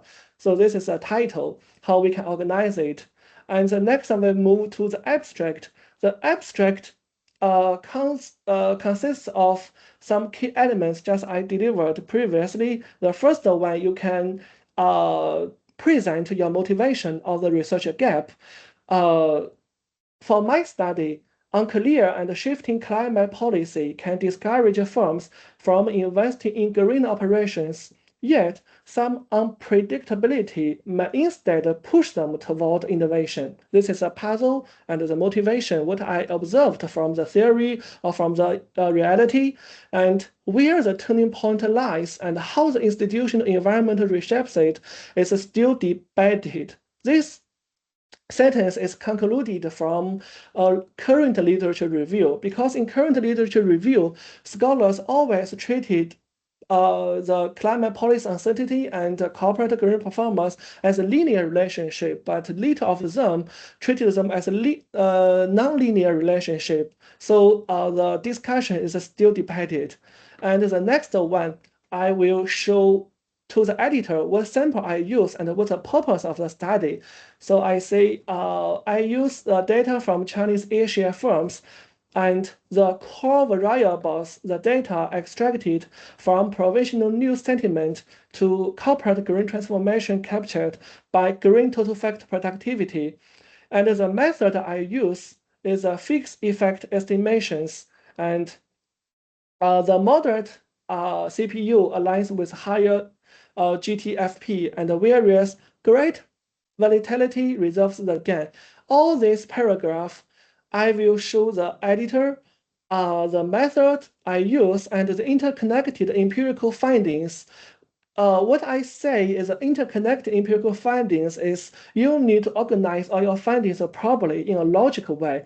You firstly present the main findings. The main findings is it indeed reveal a distinct inverted U-shape pattern, which go aligns with my title, non-linear relationship. So this is the first findings. So next one, you just go deeper to present more novelty findings, moderation. I tested two oversight moderators, the government environmental attention and the public environmental attention. These two different kind of public attention consists of the boundary conditions that would shape the relationship between my two core variables. And then next, I also go deeper to test the heterogeneity to see if this nonlinear relationship between climate policy and corporate green performance varies across different ownership or different kinds of firms, lower pollution firms or high pollution firms, if they also follow the benchmark concave curve. And I will show my findings here. So this paragraph, it is my findings, and it is also the most important one. The editor decided to send it out for review or reject your paper. And the final section will be the theory expansion or your theory refinement. It lies in your novelty because from your phenomenon level, from your theoretical development, and from your empirical test, finally you will conclude a theory expansion or theory refinement if your findings inspires the current theory fails to answer, but from your empirical study, you extend the current theory to, or you extended their boundaries and adapted them in a broader context or extended them to Chinese context or to a more wider context by your study. So the final one can be the policy implementation. The policy implementation, which is what I said, it is a weak contribution or a strong contribution. The contribution is not just you said yourself, oh, I have a contribution because no one studied A and B, but I studied A and B, so this is a contribution. This is a weak contribution. So a strong contribution is your contribution and your theory expansion is concluded one step by one step. You must have a solid research process and a solid empirical evidence so that your theory expansion will be supported and it can stand firmly. And also beyond the theory expansion, you also need to discuss your policy implementations to government, to industries, or to other practitioners or broader stakeholders so that your theory can be adapted into a broad context and can inspire not only the academia, but also the industry. Okay, so this is the example I would like to present to you to show how you can organize your own title and your abstract. So if you read only the title and the abstract, actually you can know what I would like to say in my paper. There's no need to read the whole paper. You can already decide, or you can clearly get if this paper is useful to you, if the research, if the methodology, and if the empirical studies is useful to your own study. If it is not useful, it is you can just through it and ignore it. No need to download the full text and read it to waste your time. So read the title and read the abstract can also save many of your time when you write your own paper. So you, for yourself, you also need to write this kind of title and abstract. Okay, so this one is what I try to say in your abstract, how to deliver a contribution, an effective contribution. Because a contribution that lives only in the literature is a half of a contribution, the strongest papers reach further. We can see from the left side, the weak contribution, first study to examine X in the country Y, or first study to examine A and B. The novelty as I'm not to say you write this is wrong or you cannot write this. Actually, in your journal paper, in your PhD thesis, you always write like this. But not to say the first study. Please do not be so ambitious because you cannot read enough literature, so you cannot make the decision or make the judgment. You are the first study. You can see the a priori study, or you are the comprehensive study or something else, just avoid to say first study. Yeah, you can say pioneering study like this. Novelty as only justification. So restricts known relationships with a slightly different sample. Theory section discuss prior work but does not engage with it critically. No clear policy, industry, or practitioner takeaway. So findings can't be acted on by anyone outside academia. So the right side is a version of a strong contribution. The theoretical, you refines, you extends, or boundary conditions an existing theory. Because for now, for business studies, it is very hard to develop your own theory.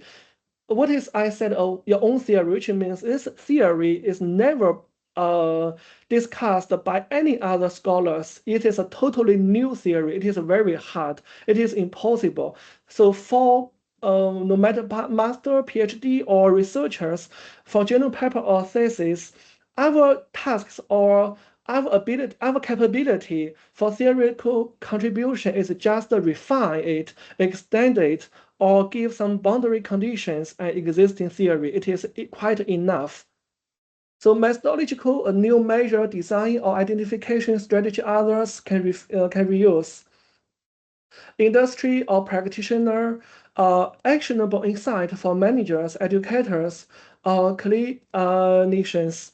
Policy implementation, a regulator or government body can translate into rules or into policies, and critically stated explicitly, not buried in the conclusion. Reviewers ask one question, so what? Which means if you try to tell your supervisor, try to tell the examiner, or try to tell to the editor a research problem, you tell them, I would like to study this question or this research. The first reaction, it must be, so what? A strong contribution answers it for academia, for practice, and for policy. 3 audiences, 3 answers. So you need to persuade to your supervisor, you need to persuade to examiners. Your research is valuable and is necessary to not only academia, but also for practice and for policy and for a wide range of audiences. If your study or if this research problem you proposed has not been addressed properly, it might have a very negative impact on the academia, or you can even say it is a loss to the current academia, and it is also have a quite a negative impact on the practice. So this is your confidence on your research problem. If it is a real problem observed from reality or from theoretical tension, you must be confident to answer this to your supervisor, to examiners, so that you can stand your ideas firmly. Okay, for a strong contribution or weak contribution, let me also try to deliver some specific examples to you so that we can understand it more. Okay, the first example also we related to an education issue, the weak version of theory. For example, the EL tools and the student academic performance, a weaker version of contribution might read, EL tools affect student performance. That is a true sentence, but it engages no theory. The reviewer learns nothing. A strong version should be, it refines cognitive load theory, distinguishes productive versus substitutive EL use. Only the latter erodes skill formation. That is a theoretical move.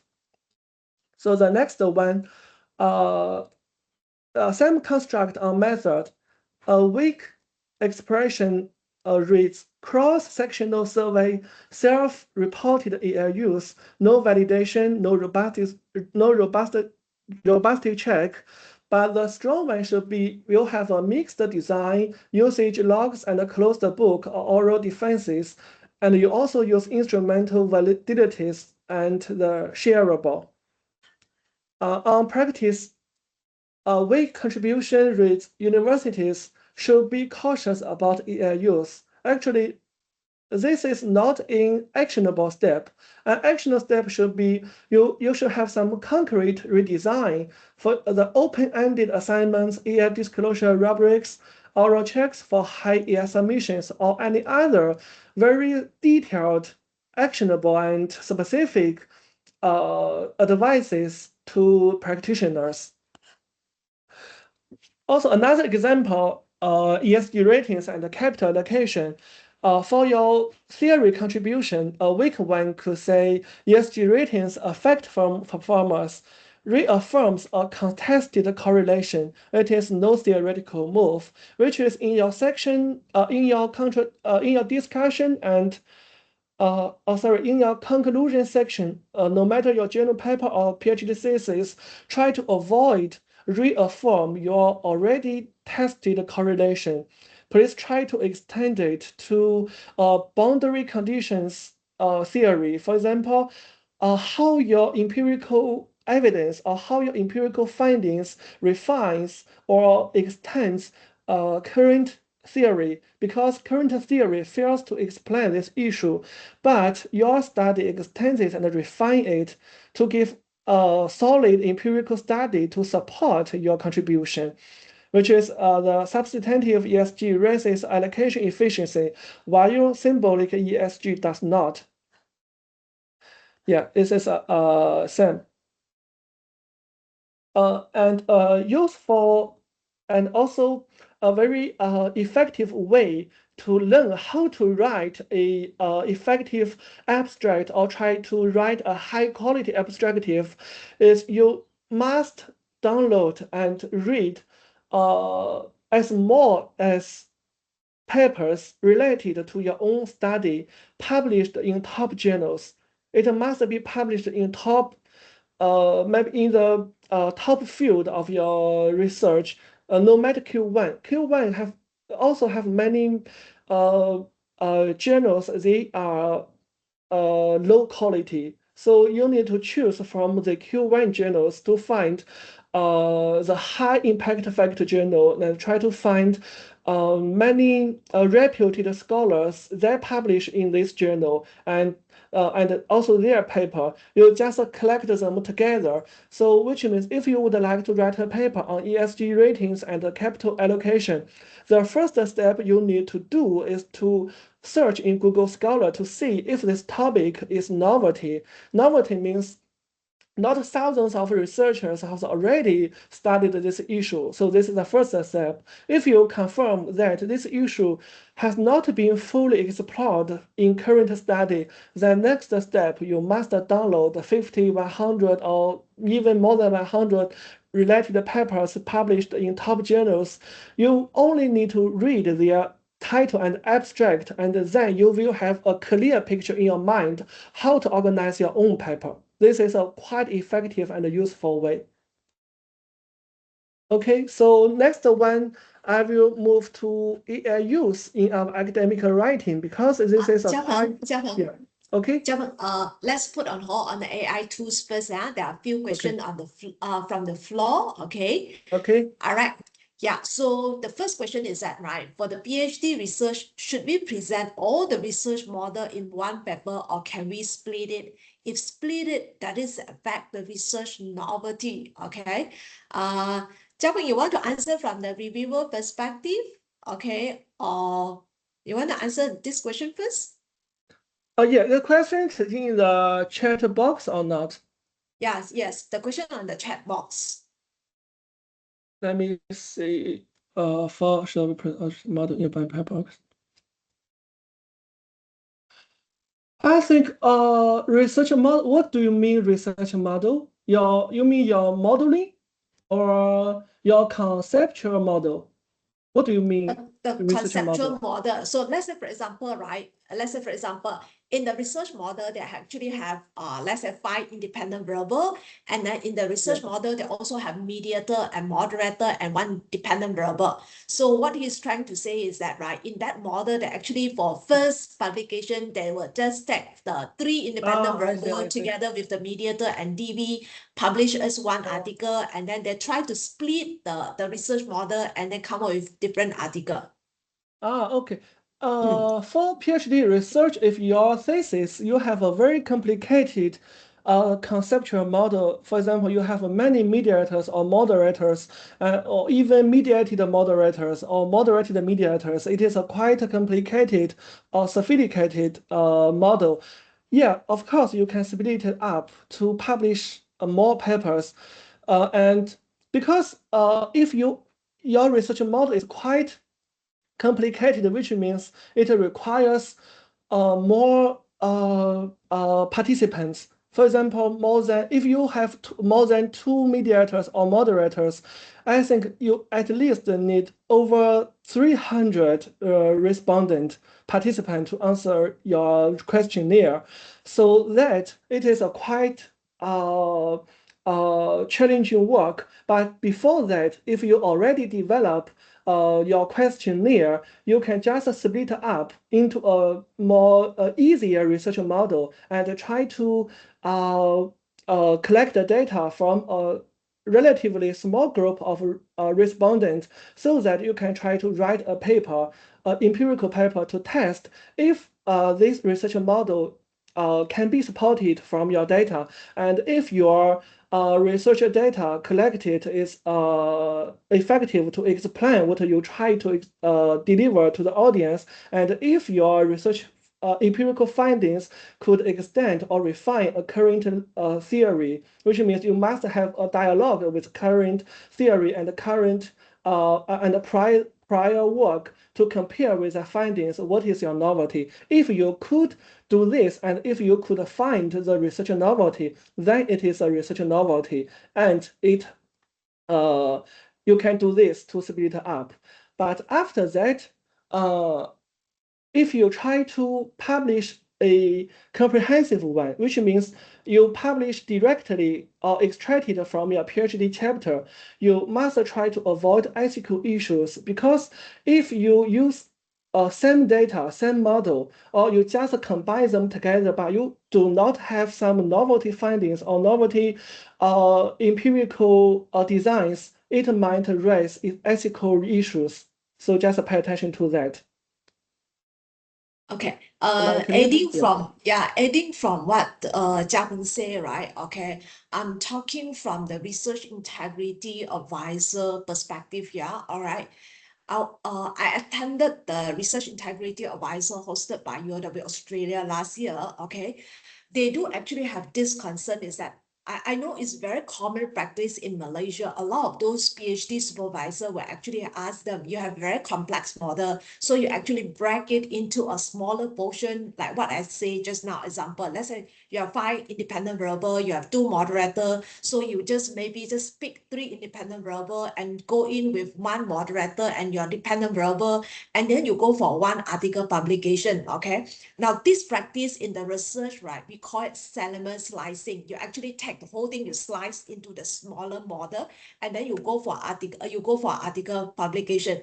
This one actually, like Jiapeng said, that it trigger ethical issue, because this day, right, researcher, you need to obtain the ethics approval before your data collection. And in your ethics approval, and when you communicate to the participant, right, your research objective is actually cover the entire model. So basically, right, it doesn't align with whatever that you promise to your participant. So this one will actually trigger ethical implication on that. All right. So this is what from the ethical perspective. All right. Okay. Yeah. Now the next question is that, from your experience as the reviewer, what is your opinion on SLR, bibliometric analysis research paper?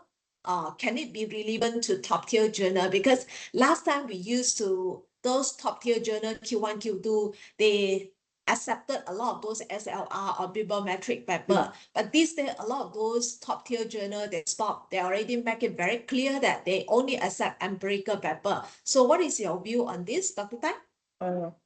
Yeah. Firstly, I would like to answer what kind of journal you could publish SLR paper. Because many, just I say, before you select a journal, you need to check on the website, on the journal website, to see its scopes and its what kind of papers the editor welcomes the most.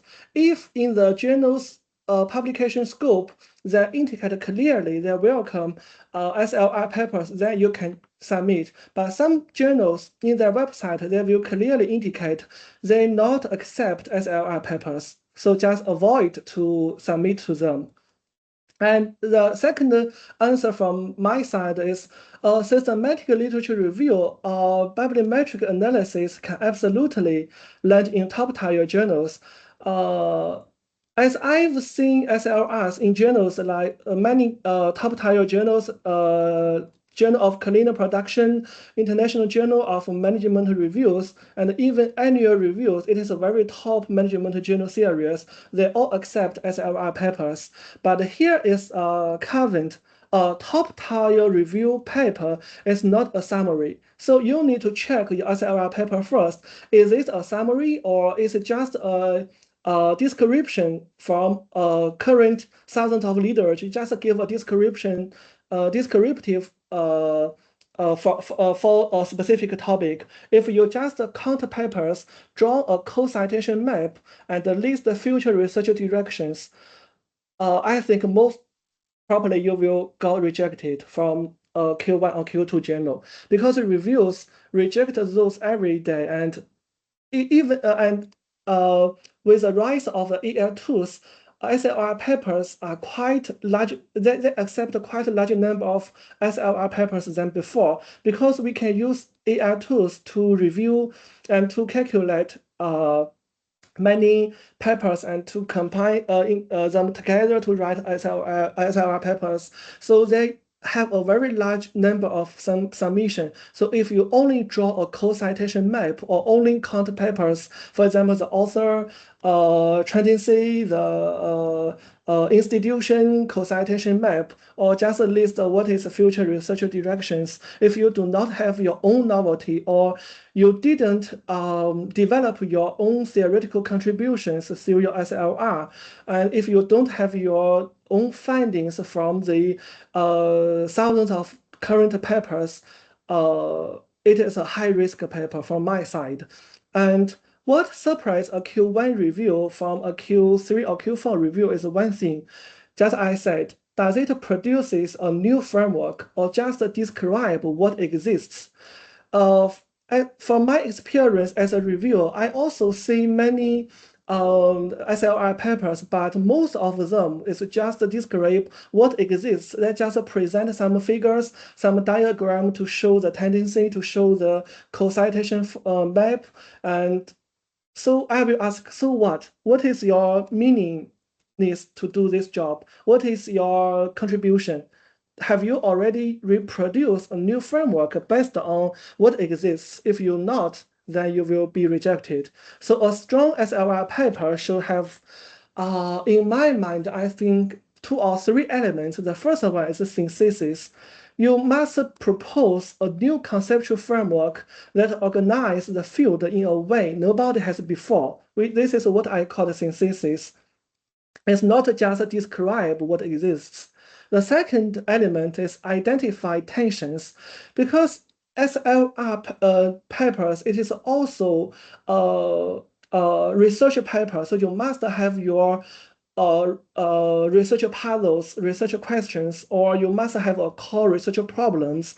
So this problem can only be addressed by a SLR research. It cannot be addressed by an empirical study. So that's what I call it. This is your novelty. So you must show where the literature actually disagrees, not just where it has gaps.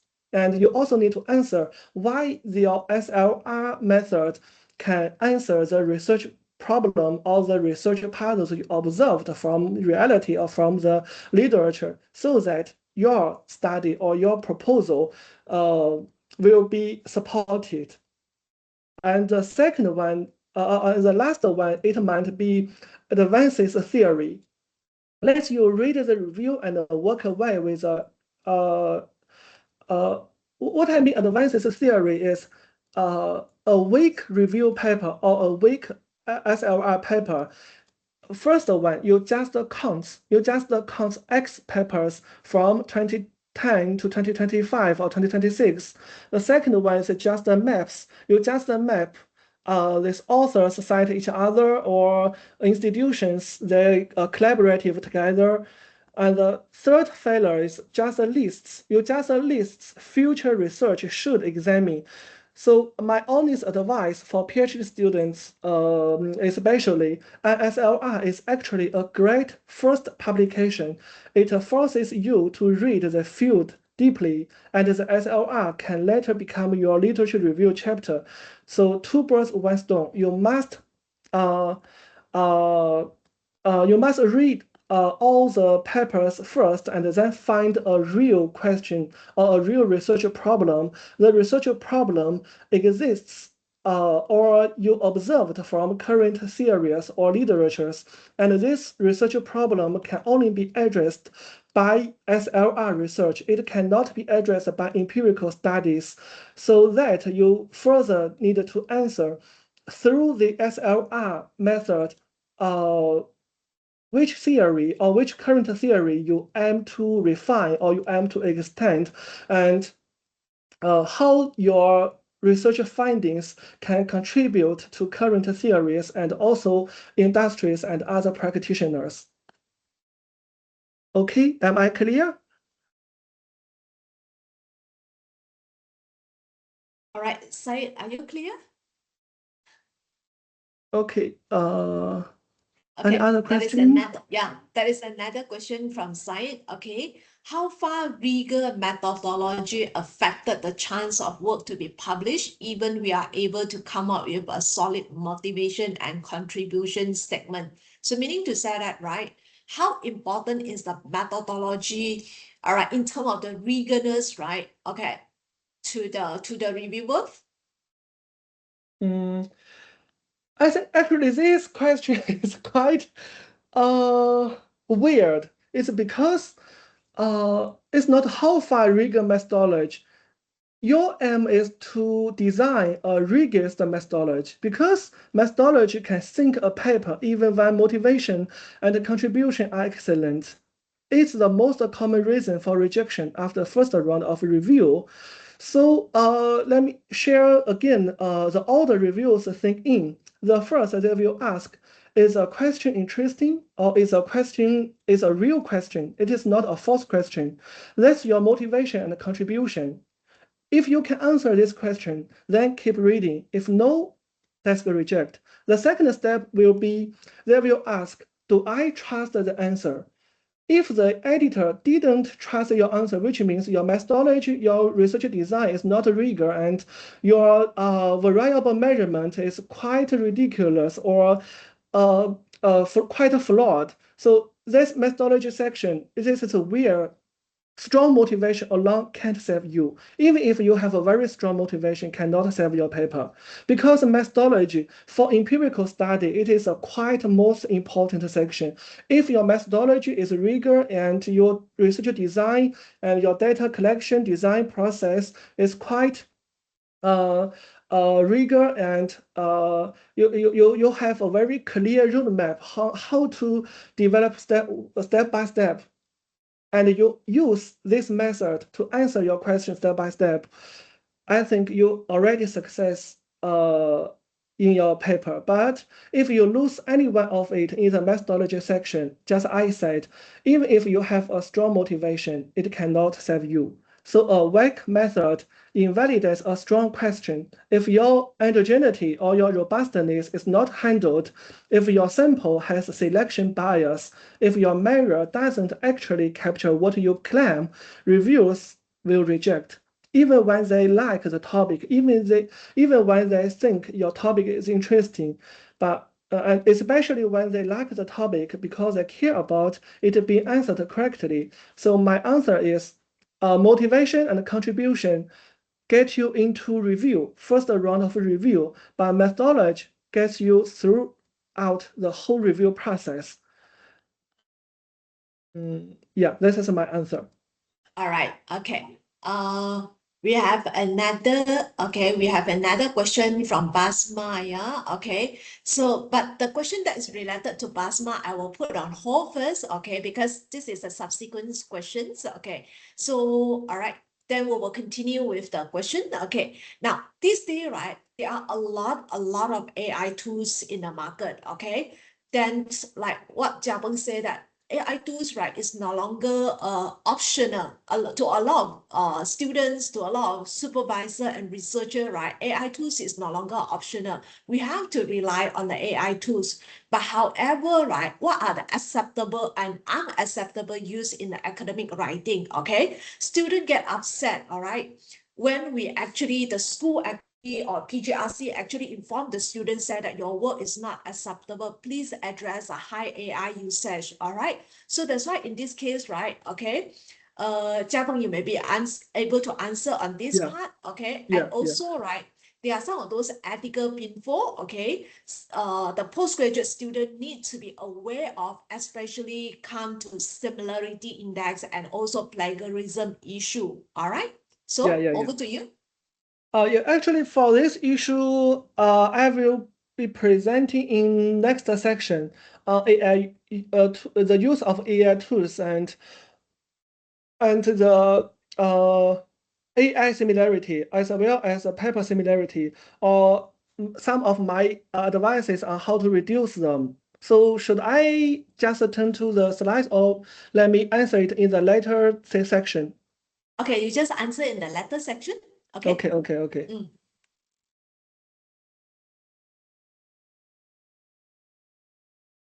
Okay, no further question?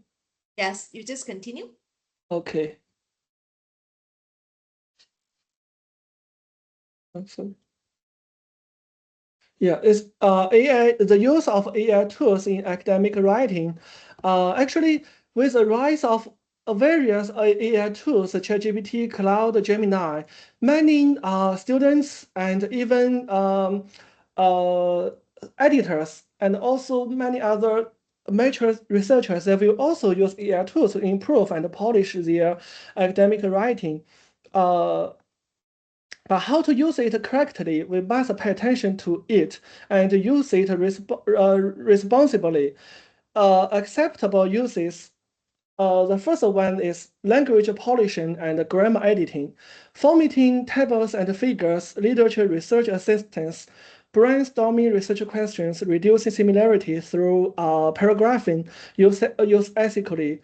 These are all fine, but unacceptable use lies in fabricating data or results, outsourcing the research design, or the research problem or the research design is conducted by the AI itself. It's not by you, which means you can. If you let AI replace your own thinking, just generate fake citations or generate fabricated data or results, the AI does this constantly, by the way.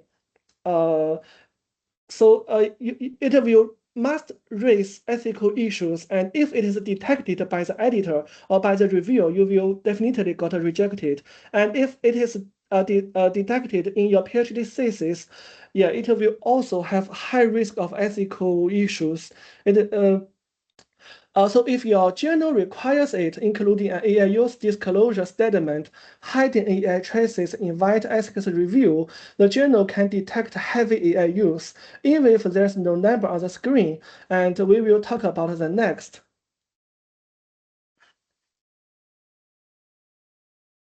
The current of the journal policy, as I know, some of the journals, they have a clear AI use policy to the authors and to the even to the reviewers on how to use AI properly. Journal require Turnitin or authenticate similarity below 20 or 30%, none of the major editorial systems, including Elsewhere's, currently expose an AI content score. But as I know, our PhD thesis, we do have an AI content similarity score. But for journal paper, we do not have. But this is an important part.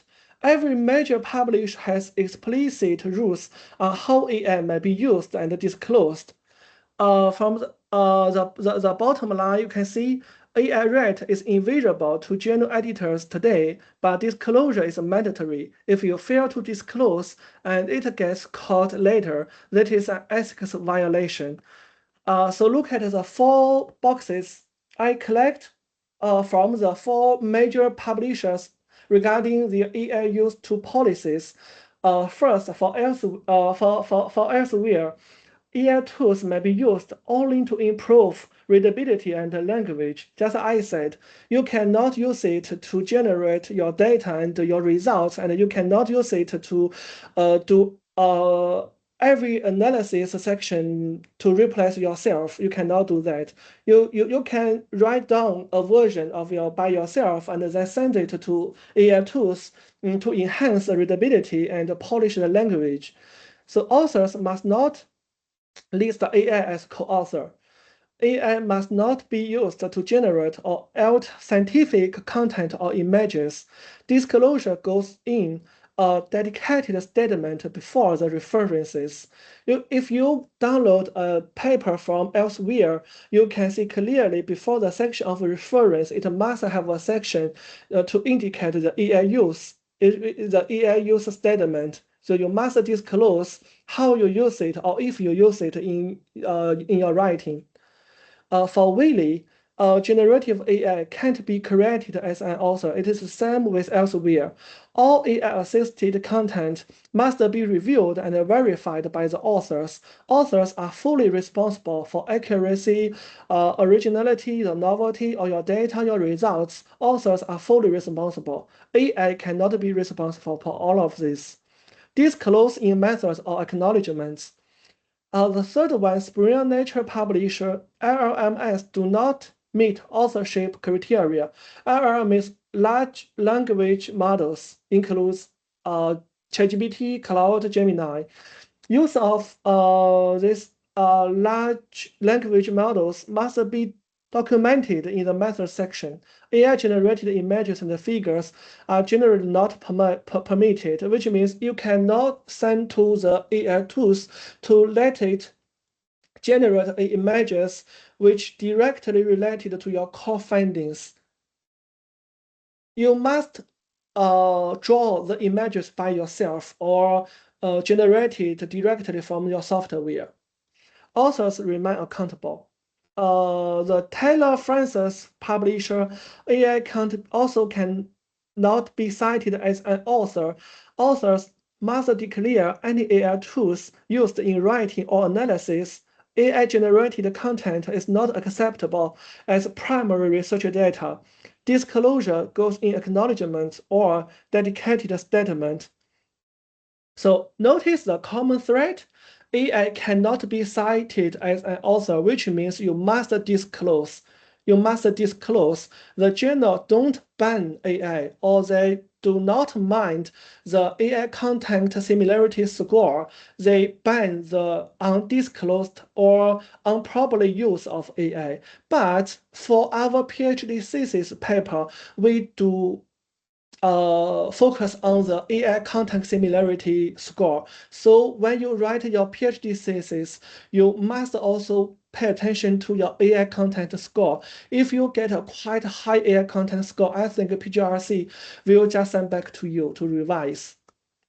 And also, all the major publishers, they not only have requirements for authors regarding the use of AI tools, they also have requirements for reviewers and for editors on the AI use. For example, since last year, end of last year, when I received some of the publisher receive their invitation of review a paper, there is an option, or they need to require your consent.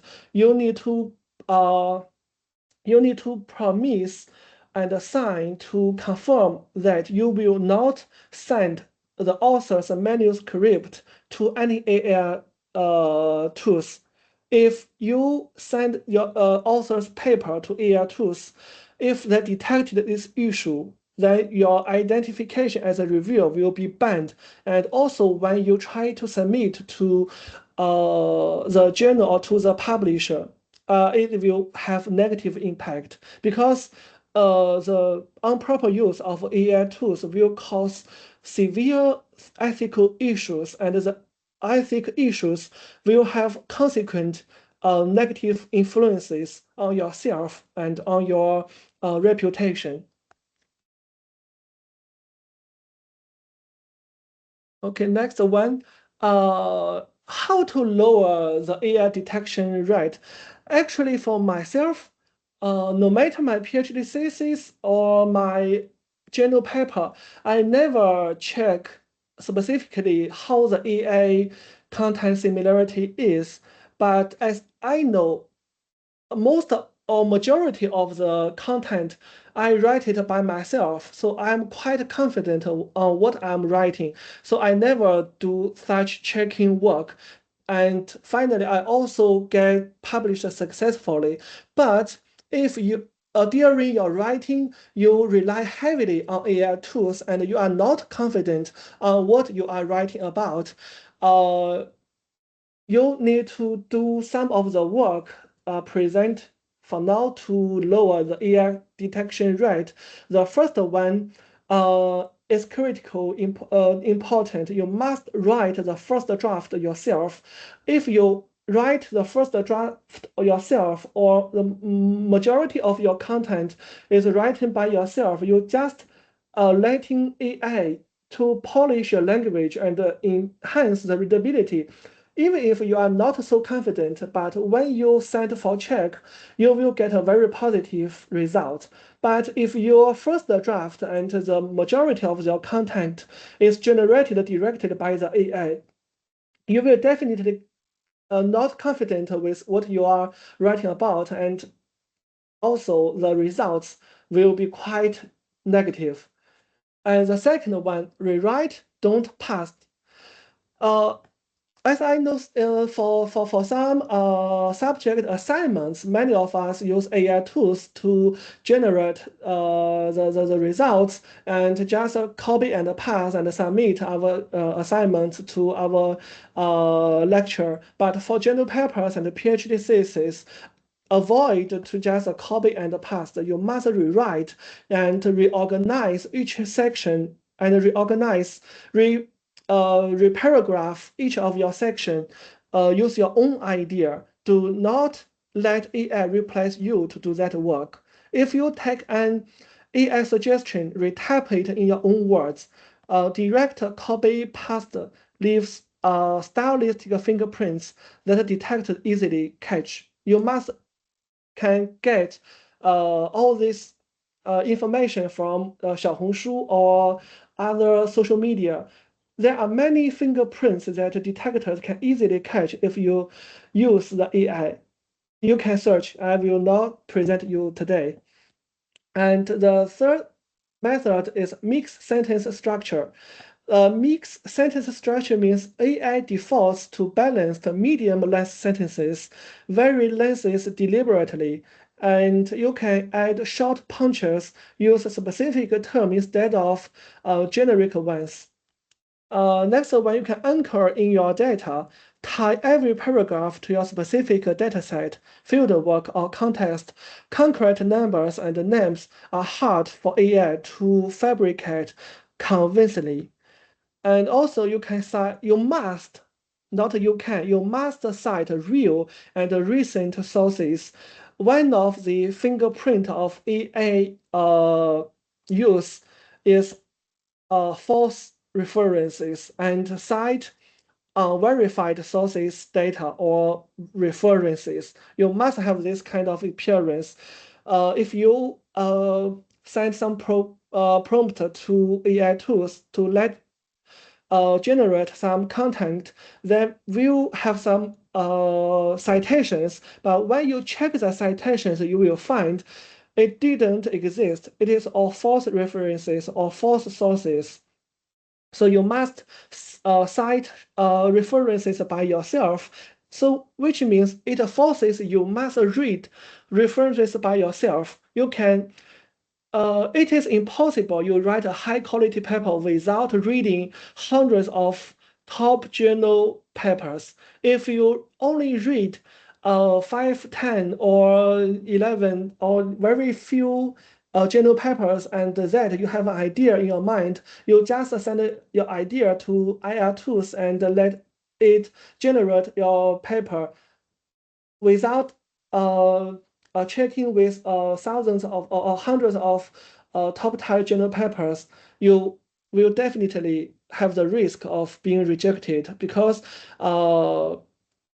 many of the citations and many of the answers the AI tools generated are verified, and it cannot replace our human thinking and our human ideas how to organize your papers properly. So the final one should be run Turnitin yourself first, especially your PhD thesis, because in UW Malaysia, the Turnitin system from student end, we cannot see EA content similarity score, but from the staff end, we can clearly see the EA content score. If your EA content score is quite high, for example, 80 even 100% EA similarity, PGRC will definitely send back to you and let you revise again until you control it in within an acceptable scope. And this goal is not to game the system. The goal is to make sure the ER percentage reflects reality, that you actually wrote your thesis instead of the EA write your thesis. That's all the mistakes and all the tips. It might be helpful for you to avoid making such of mistakes and how to avoid AI use ethical issues. Now, when reviewers do come back with critical, how do you respond? And this is also a very important section during the publication. So next section, we will go to how to respond effectively to reviewers and address their concerns.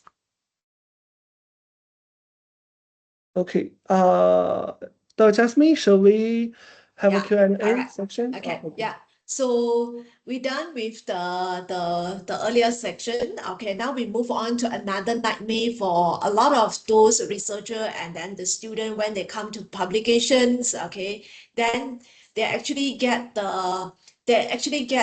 feedback from the reviewer, and some of those reviewer comment can be very harsh. Okay, to young researcher and postgraduate student, right? This one is actually very emotionally challenging. Okay, so basically some of those students will actually come to me, said that when we actually receive those reviewer comments, how should we interpret it? Okay, and especially some of those comments seem to be conflicting with each other. Reviewer A asks you to ask you to amend it, all right? Reviewer B asks you to remand it. So what should you do? Then the next one is that, right? What is the correct way for you to respond to the reviewer feedback? Because reviewer also is a human. They may get offended when you do not respond those feedback in a proper manner.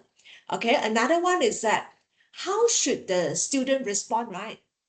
If the student think that, right, their research or their direction or their stand, right, they still want to keep their own stand, they are not agree with the reviewer feedback, how should they respond in that manner? And what are the common mistakes when the student make when they're revising their manuscript? And also, right, it could be sometimes student after they revise their manuscript, they do resubmission and yet they still get another rejection. So they become even more upset. Okay. And another one is that, right? Okay. Sometimes you need to know that when is the time you stop trying on the same journal. how should the student deal with the rejection? When is the time they need to decide when to resubmit, revise extensively, or when is the time they need to change to another journal? All right, so over to you. Okay, thanks to Jasmine. And how to respond to reviewers is definitely a quite important issue when your paper has opportunity to send out for review and you get a chance to revise it. It is a very positive signal for your submission, which means the editor thought your paper is interesting and sent out for review, and the reviewers also agree with what you are writing about, and they give you some feedbacks and comments to help you improve it. If you can address all the concerns reviewers put forward, which means you will get a very high opportunity to get published. Usually after 1 or 2 rounds of revisions, the paper will get published. But first, when the comments arrive, you need to know how to read it. Not all comments are equal, which means every reviewer comments fall into one of 3 buckets. Sort them before you respond, because usually for Elsevier or Springer journals, most of the editors, they will send out for reviewers, they will choose at least 2 or 3 reviewers. And if the reviewers did not send back their comments in a limited time, then they will send more reviewers to collect or get back enough comments. Usually, you will get 2 or 3 reviewers' comments, because when the editor collected comments from 2% or 3%, they will think it is enough to give a judgment or make a decision on your paper. If 2 of the reviewers, they all recommend major revisions, the editor will make a decision, possibly give you a major revision. But if one reviewer recommend rejection, another one recommend major, so it will be verdicted by the editor. If the editor think highly of your paper and it is a very interesting topic, you still have many spaces to improve it, then he will also give you a chance to a major revision. But if the 2 reviewers, both of them give you minor revision or just accept it directly, but this situation is quite rarely. I think most reviewers, they will not accept a paper directly. At least they will give a minor revision. The minor revision may be including your editing, your structure, and references such as this. So the editor receives positive feedback from the reviewers, and also the editor will also give you a positive feedback on the decision. Then you will get higher chance of being published. So the bucket 1 is major issues. If you get feedback from the 2 reviewers, the first thing you should do is to sort them before you respond. How to sort them? Just put the 2 reviewers' comments together and sort out the major issues, the minor issues, and also the misunderstandings. And also, you disagree with the reviewers. So the first one is major issues. Major issues usually occurs in methodology sections or literature review sections. These 2 sections are all reviewers that will focus on and read very carefully if they are interested to your topic. So they will next to see if your methodology design is properly, and if your empirical results can support your findings, and if your hypothesis is properly supported by your empirical evidence. So if they are disagree, or if they have some comments regarding methodology concerns, most of the comments are non-negotiable, because methodology every person or every reviewer, they have their own perspective. If the reviewer disagrees with your perspective, so you must rerun the data or do some supplementary empirical studies to persuade him or to make him happy. Because this kind of section is non-negotiable. If you do not address the methodological concerns put forward by the reviewer, when the editor send back your revision manuscript to the same reviewer, the reviewer said you didn't answer, you didn't address this issue. Yeah, you can imagine they will definitely give you rejection. So if you collect, you can sort all the major issues together and revise one by one. The bucket 2 is minor issues. The minor issues refers to the wording, structure, additional explanations, the missing references, or your citations. Quick wins for reviewer goodwill. Your move should be move on, because this kind of issues is quite easy to improve and to address. You just revise it in your paper and one by one according to reviewers' comments and highlight them in your manuscript. The book 3 is misunderstandings. The misunderstandings is you will have the probability that the reviewer didn't read your paper very carefully, or the reviewer might not be the field expert in your topic.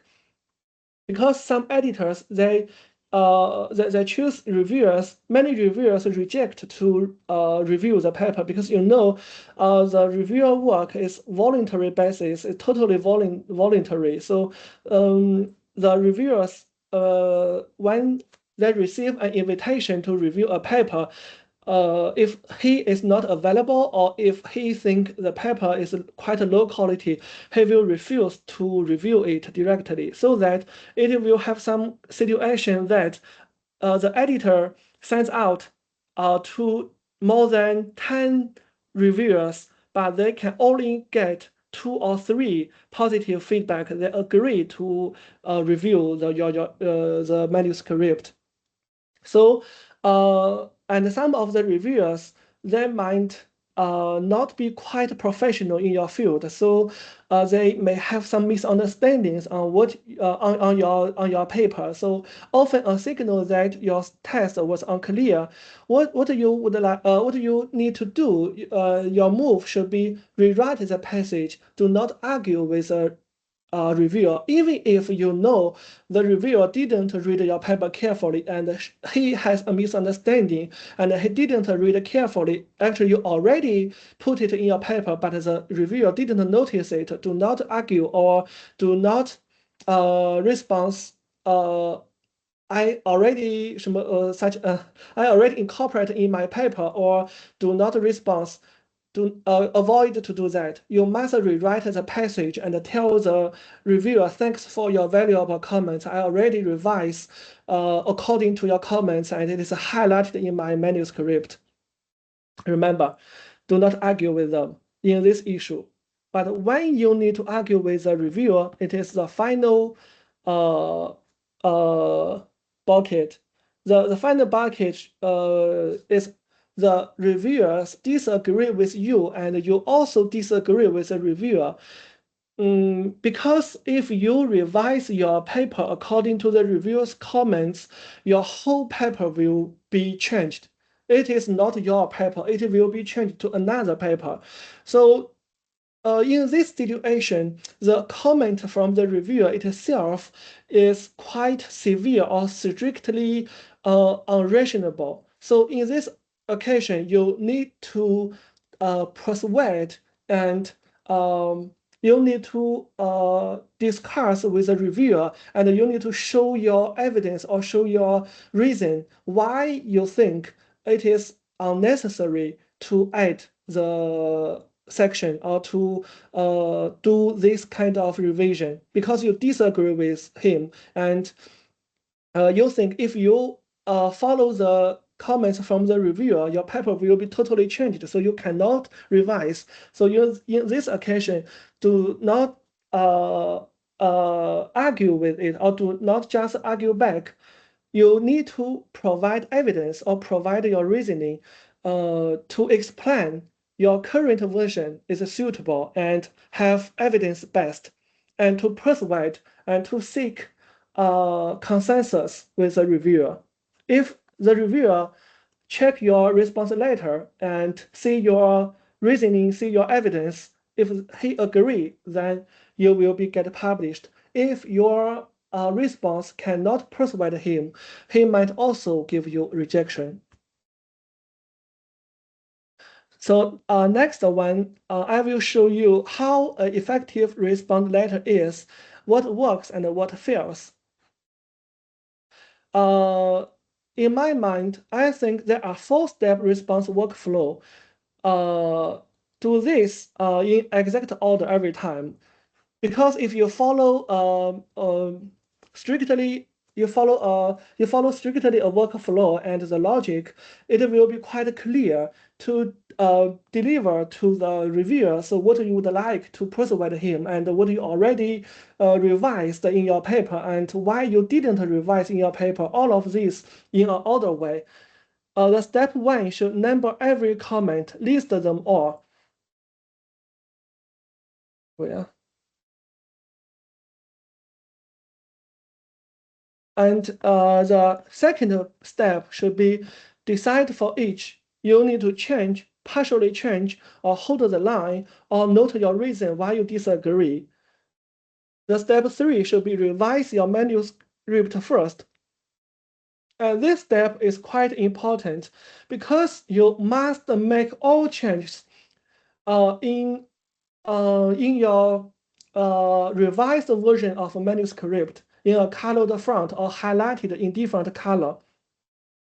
This no matter in journal papers or in PhD thesis, when you get feedback from your supervisor, from examiner, or from journal paper your reviewers, all your changes you must highlight it in your revised version. Do not mess them up, or if you do not highlight it in your revised version in a colored font or in other kinds of highlighting, the supervisor and the examiner is quite difficult to find what he already done. She need to or he need to compare with your previous version and to compare, oh, this sentence changed, this sentence not changed. You will add more works to your supervisor and to the examiner. You will make them unhappy. They unhappy, then you will get rejected. So just make them happy. And the final one is write a point-to-point response letter mirroring the comment above. What gets you rejected in round 2, which means you already made all the revisions according to reviewers' comments and send out for second review, but why you also get rejected, the possible reason might be firstly technical errors, editing only the wording, not the substance, and you might skip some comments without acknowledging them. For example, if some comments you disagree, but you cannot skip them or ignore them. You also need to respond carefully to show your evidence, to show your reasons why you didn't answer, why you didn't address them, to persuasive the reviewers to make them happy, to make them feel that their comments are being respected. If you just skip the comments, the reviewer will feel their comments are not being treated properly. So, and other errors is strategic errors, caving to every comment and losing your core argument. This is another error many students and researchers usually occur because they pay much attention to each comment and they think every comment from the reviewer are very important, are necessary, and you must revise. Oh, no, not like this. Because some of the reviewers, they might not so familiar with your paper, and some of their comments are not original. So you must show your evidence, show your reasons, and explain for that, and to persuasive them to believe your research is rational and is reliable. Your result is reliable. So let me show you a template of myself. It is also the paper. I just show you the title and abstract. This paper, we got 2 rounds of revisions, I think. This is a cover letter. We write it down in the first round of the revision. This is a general template how a cover letter consists of. The first section should be your main research problem. You need to tell the editor-in-chief how you aim, what research problem you aim to answer, and what is your main research questions. And you use what kind of data and your sample consists, and also your sample, so that this one is catch the editor's side and catch editor's eyes and his attention to your research to deliver an interesting topic to the editors. And then you need to indicate it specifically or more detailed on how your paper contributes to theories, to industries, or to any other holders. And the third section should be the policy implementation or theoretical implementation. To tell the editor, beyond academia, your papers also provide insightful ideas to government or to other stakeholders.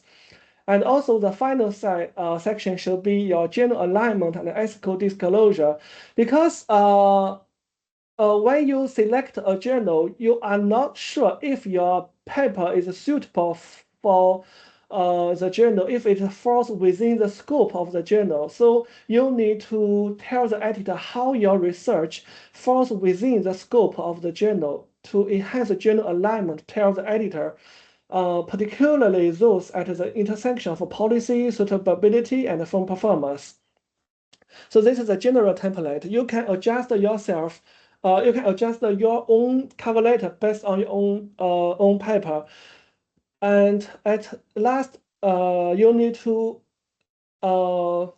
present all the authors and their contact numbers to the editors. This is a response letter, response to reviewer comments.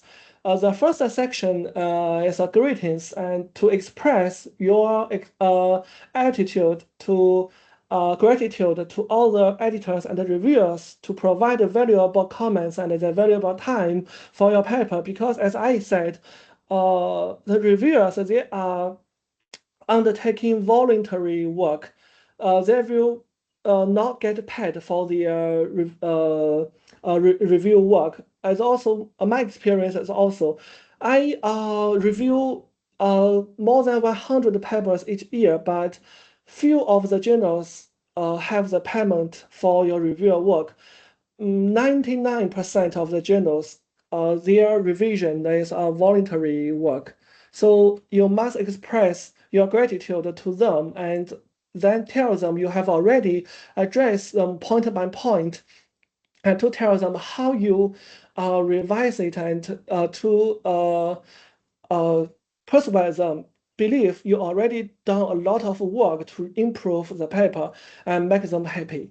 And this is a template that you can follow this one point by point. For review one, first comment, you just respond to this point and to explain how you revise it.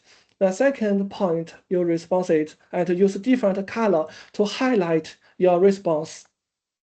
And this is the revised version of my paper, which means the reviewer have some comments on my title and on my abstract as well as my introduction.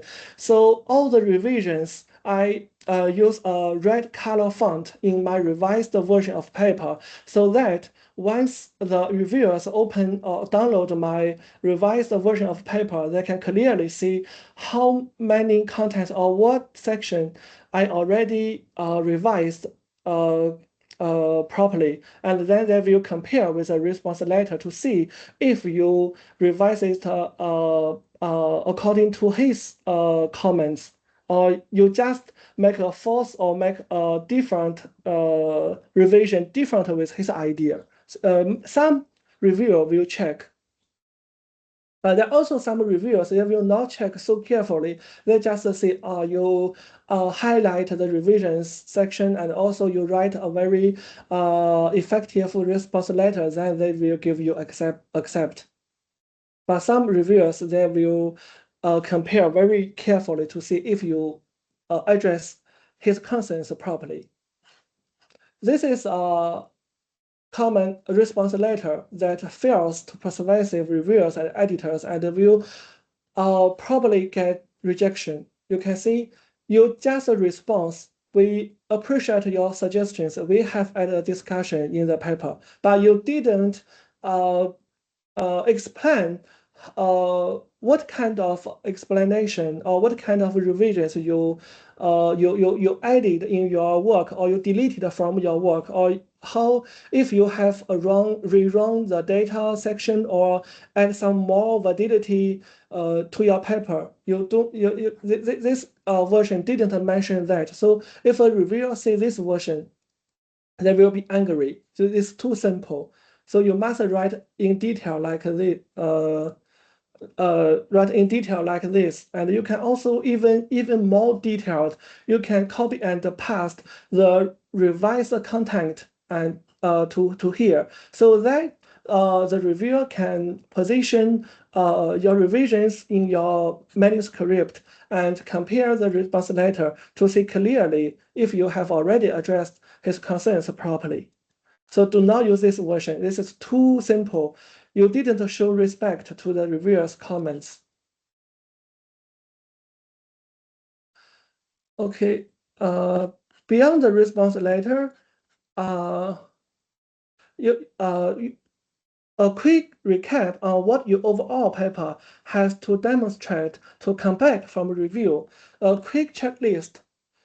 When you respond to reviewers, your revised paper has to clearly show the main research question problem, the main contribution, the policy implementation, alignment with the journal's scope. And the hardest part, when the answer is not revise and resubmit, but reject, what when? 3 scenarios with 3 responses. The first one, the editor offers a transfer. If the journal sees potential but the fit is wrong, accept the in-house transfer. Some publisher less reformatting, offer a faster decision. This is a gift, just take it. My own experience, I also have submitted a paper to a very top-tier journal on elsewhere, but only 7 days after that, I got editor's decision. My paper is not suitable for their journal. So, but he didn't just reject it. He also offers transfer options. He offers some optional journals that might be suitable for my paper.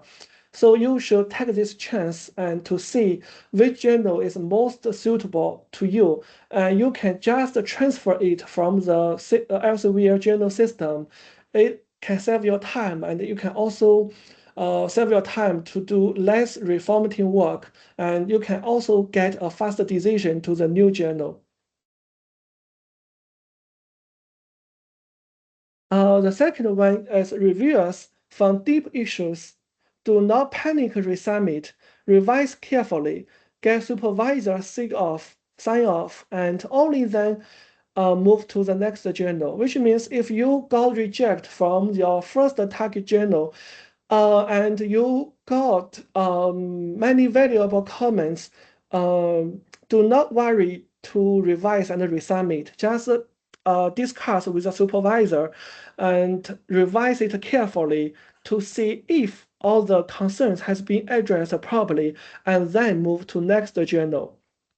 The worst thing you can do is file the same paper at 5 journals in a week, so every reviewer will see the same flaws. The third one is just a fit problem. Sometimes the rejection is about the scope, not quality. So you just need to retarget to a better aligned journal and submit clearly. in this occasion, which means when you submit to a journal in the morning, you will get feedback in the evening that the editor tells you your paper is not suitable for our journal. So just got rejected. Don't be sad.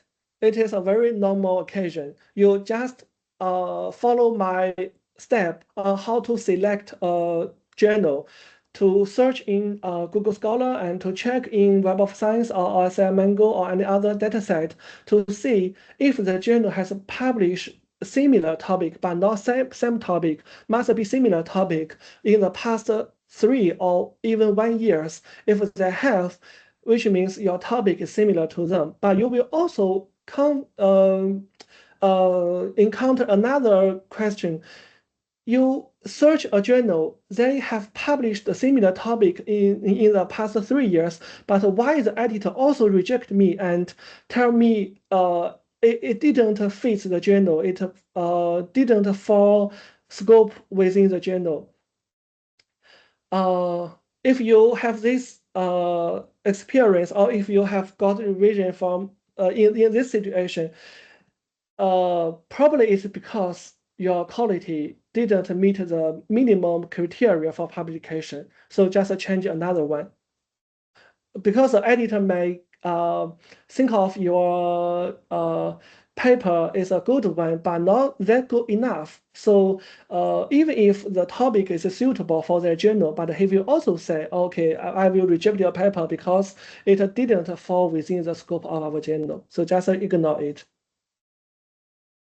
Okay, so this is a section. Next one, we will move to predatory journals, how to identify predatory journals and what is a negative impact on your research career if you publish in predatory journals. So before we going further, is there any concerns regarding the section?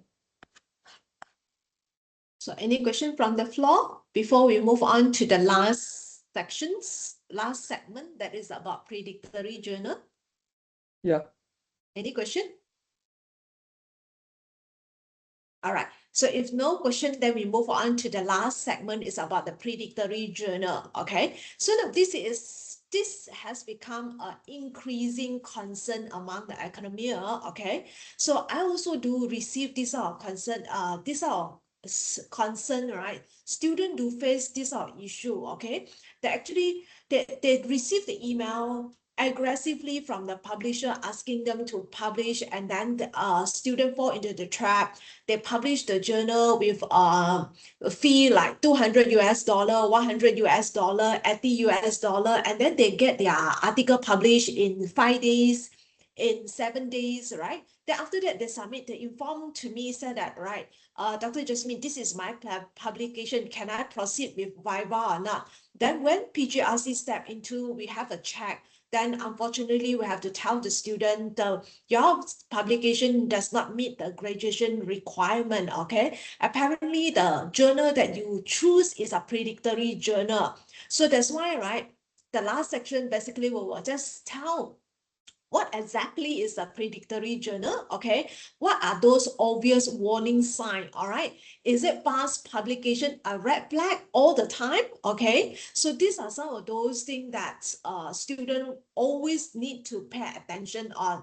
And what are the practical steps, all right? The student need to take before they actually submit the journal to make sure that the journal is a legitimate one, okay? And just now there are some, Joey asked me, what is the consequences published in the predatory journal for academic career? Okay, so Jabang, over to you. Okay. Okay, thank you, Jasmine, and thank you for your time because we already have 3 hours passed. So if you feel hungry, you just take some snacks or desserts and then listen to my presentation. But in the meanwhile, if you have some concerns, please just feel free to let me know. You can type in the chat box. Okay, the final section is a predatory journals.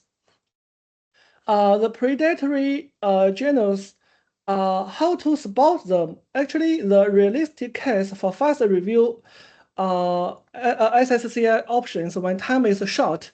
So 3 checks every time, same 3 I mentioned earlier, but with one important addition. Let me show you. Actually, we have a website of UW Australia library guides. Here you can see how to detect and how to find a predatory publication. There are 3 steps. The first is think, second is check, and the third is submit. Think, which means, are you submitting? You need to ask yourself, are you submitting your research to a trusted journal? You need to answer these questions. Is the right journal for your work? More research is being published worldwide. New publishers are launched each week, and many researchers have concerned about predatory publishing. So the second step is check. Reference this list for your choosing journal to check if it is trusted. You can ask you these questions, and then you can check if your target journal is predatory or not. There are many questions. You can check one by one. And then if you have been able to check most of the items above on the list, you just complete the checklist and submit the manuscript only if you can answer yes to most of the questions above. If most of the questions above you say no, then it probably your target journal is a predatory one. Stop to submit it. Okay, you can remember this website, and also you can search other informations regarding predatory publishing in our UW Australia library.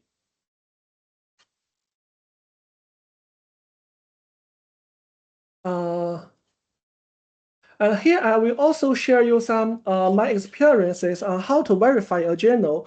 And we've seen this before, predatory database, and also Web of Science established the publishers cross-check against a predatory list. Just as I recommended previously, if your journal is under the 6 major publisher, Elsevier, Springer, Taylor, Sage, Emerald, these always publish high quality papers, and their reputation, the reputation of the journals are mostly beyond middle or high level compared to other predatory journals. But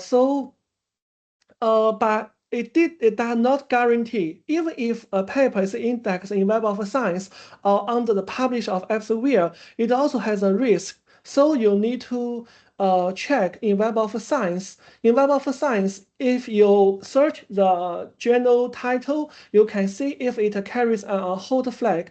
If it carries a hold flag, which means it has a risk to be delisted in the next year or in the same year. So avoid to submit to this kind of journals. And stick to Elsevier, Wiley, Sage, Emerald, Springer. Most of the journals are credible. So still verify the specific title in Web of Science. And you can also check if your journal doesn't publish on these 6 major publishers, maybe it is some small publishers, you can didn't decide if it's suitable for you to submit or if it is a predatory journal. You can check follow the guideline I show you, the UW Australia library, to answer yourself if the journal meet the criteria. If most of your answer is yes, then you can submit. If no, do not submit. It might be predatory journal. And another tips to identify a predatory journal is log in the journal website to see the website if it has an ISSN number, and to see the editor. If the editor is a reputed scholar or a senior professor affiliated to a top ranking universities. For example, if the journal editor is a professor from Harvard University, from Oxford University, and is a senior professor, yeah, it will be good, because the professor itself is evidence to show it is not a predatory journal. But it is not a guarantee. So further, you can also check how many papers this journal publish every year. If you can see from the website, each year they publish thousands of or even 10,000 of papers, it probably be a predatory journal because usually journal is volume thousands of paper is quite large volume. So if beyond thousands of each year, it probably be a predatory journal. And also you can search in the journal website, you can search the past 3 years, all of their papers come from which country. If most of the papers come from the same country, for example, if most of the papers are come from China author or from India author, from any other country's author, it will be high risk. And the final tips is you can also check in the past 1 year or 2 year, their papers, what are authors come from. If most of the papers are come from a reputed university or top ranking university, and most of them come from senior professor, associate professor, then it will be fine. But if most of the paper come from students, from bachelor students, master students, and most of their affiliations are very low ranking universities, so it will be risky. A special case, MDPA and Frontiers. As you all know, MDPA and Frontiers are banned by Malaysia government since 2023. All the Malaysia staff, when they get promoted, all publications in MDPA and Frontiers will not be treated as KPA. And also they cannot use their fundings to cover the publication fees if they publish in MDPA and Frontiers. Only if they publish in Elsevier and Experience, they can use their fundings to cover their publication fees.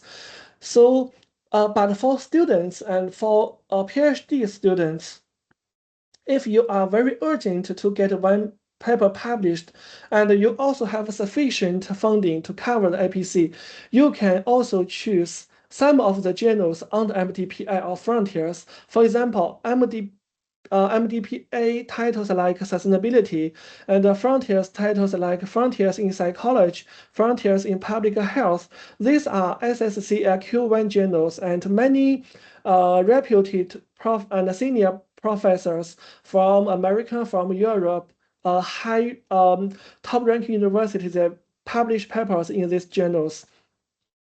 And they are also indexed, so they are legitimate, but they charge article publication fees very high. As I know, MDPA, they charge around $2,500 US, I think. And some journals on the Frontiers, they charge even more. They charge $3,000 US. So if you can afford the publication fee and you are urgent to get one published, you can choose some of the journals on MDPA and the Frontiers because they have a quite quick review process. Even within 1 month, you can get it published. Because I also review for MDPA journal for sustainability or for some other journals on MDPA. They only give us 1 week to get feedback. If I cannot get feedback within 1 week, then the invitation for review will be cancelled by them and they will invite another one. And as a compensate, the MDPA publisher will give us reviewers some vouchers, around $100 or $200 vouchers if I publish my papers in MDPA journals. So this is also one of the motivation why I will review papers for MDPA. Because if in the future you would like to publish in MDPA, you can use the vouchers you gained from each review. Okay, so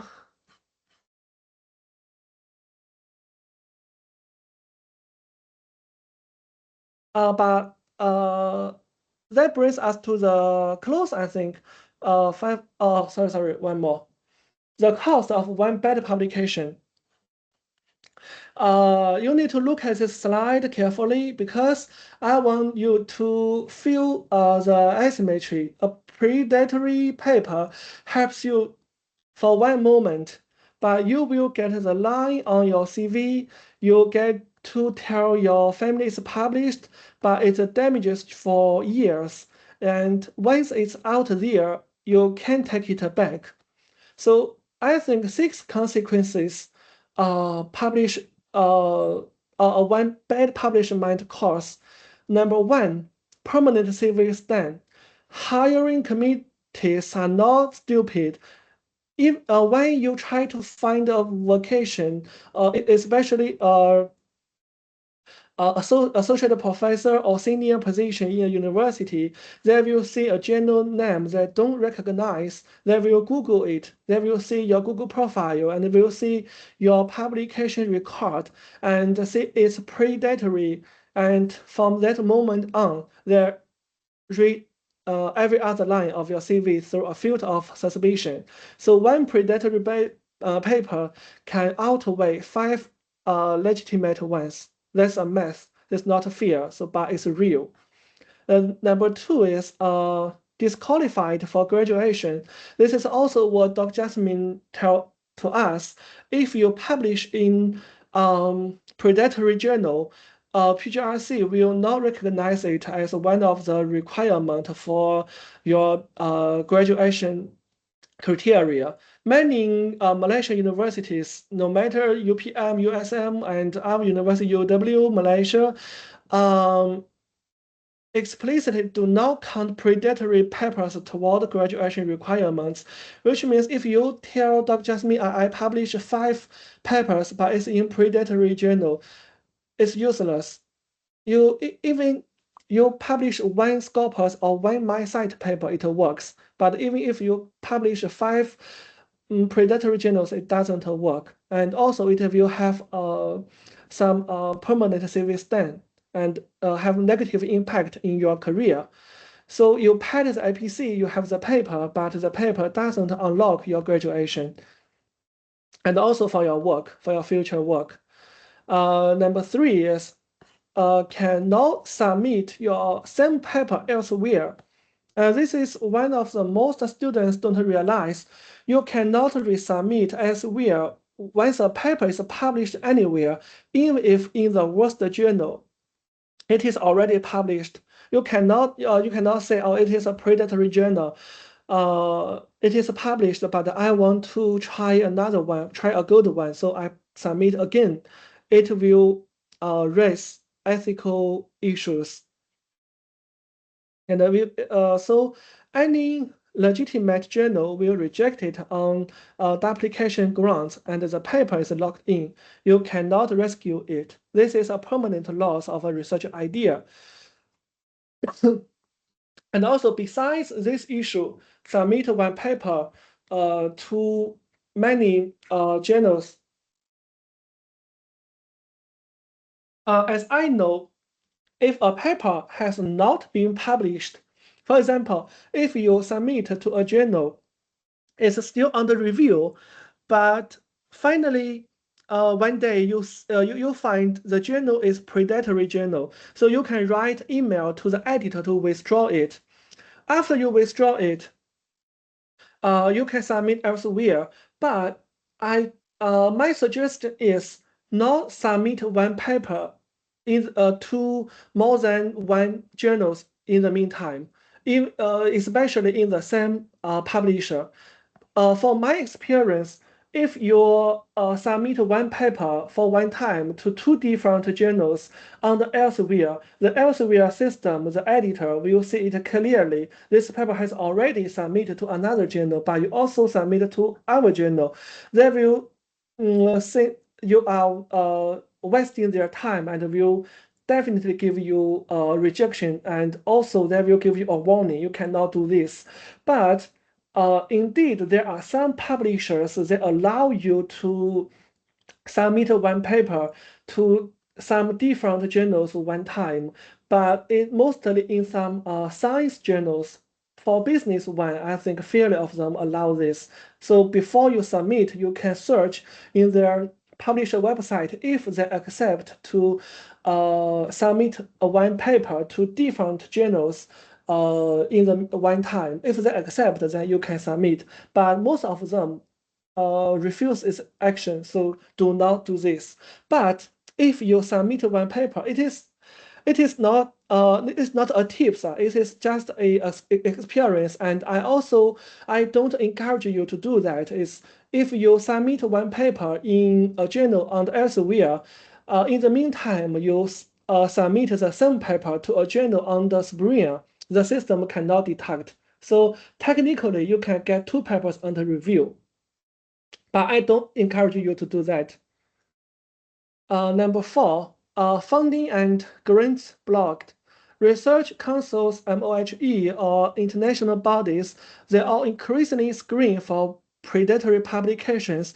If you use the funding, use the grants to publish in predatory publications, a flagged record can disqualify you from grant funding for years. So this is not just about today's CV, it's about your access to research money for the rest of your career, especially in China.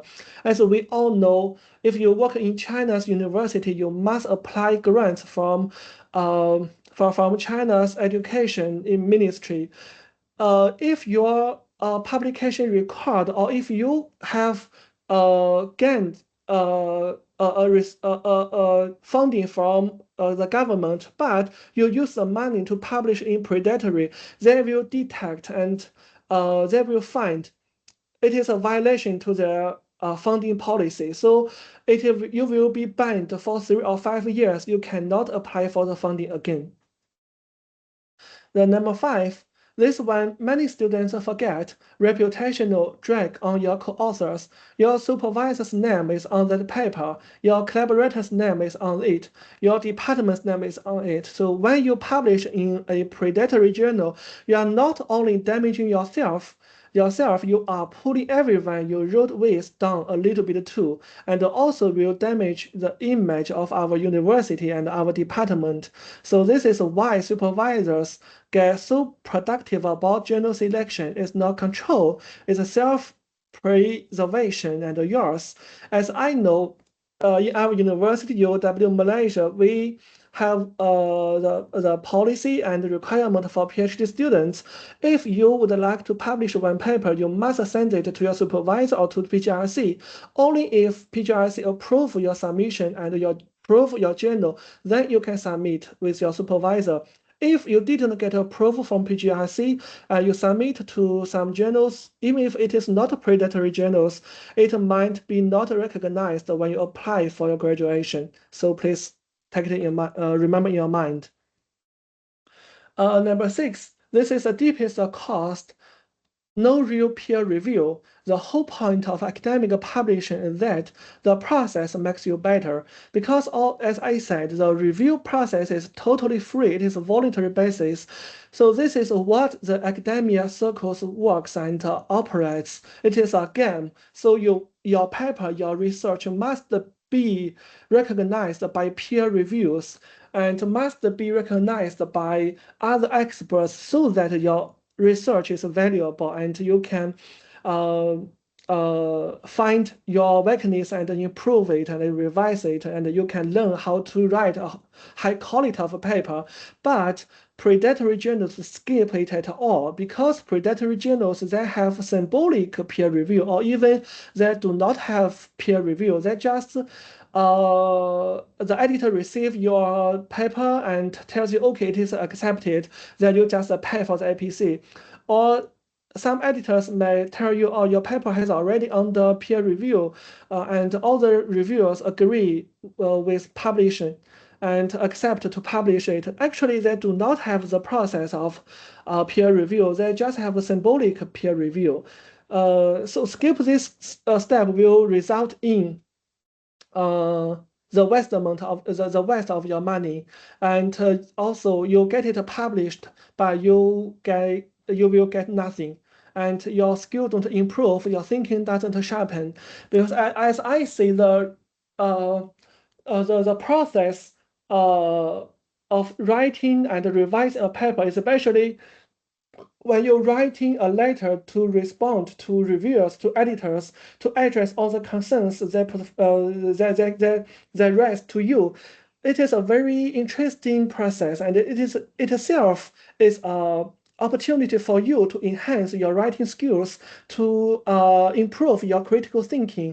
And you can also learn a lot from the reviewers' comments, so that next time when you write the paper, you will avoid to have such of these mistakes. But if you skip this process, yourself cannot you are not equipped with writing skills, and also the paper cannot be improved to be better, and it will also have negative effects on your consequent research career. So this is a real loss. For myself, actually, I really enjoy the process of argue with reviewers and editor, because you are defending your research, you are defending your findings. So once the reviewers raise some comments you agree with or you disagree with, it is quite exciting and it's quite interesting. You just discussion with them and argue with them. This is a very a useful process and a very useful a valuable opportunity for yourself. And the next time, I think many of the mistakes you will avoid. So here's a rule of the bottom of the slide. Just read it. If a journal sounds too easy, too fast, or too eager, it is. The 2 minutes you spend verifying are the cheapest insurance in your career. So yeah, I think this is all the content I would like to share with you.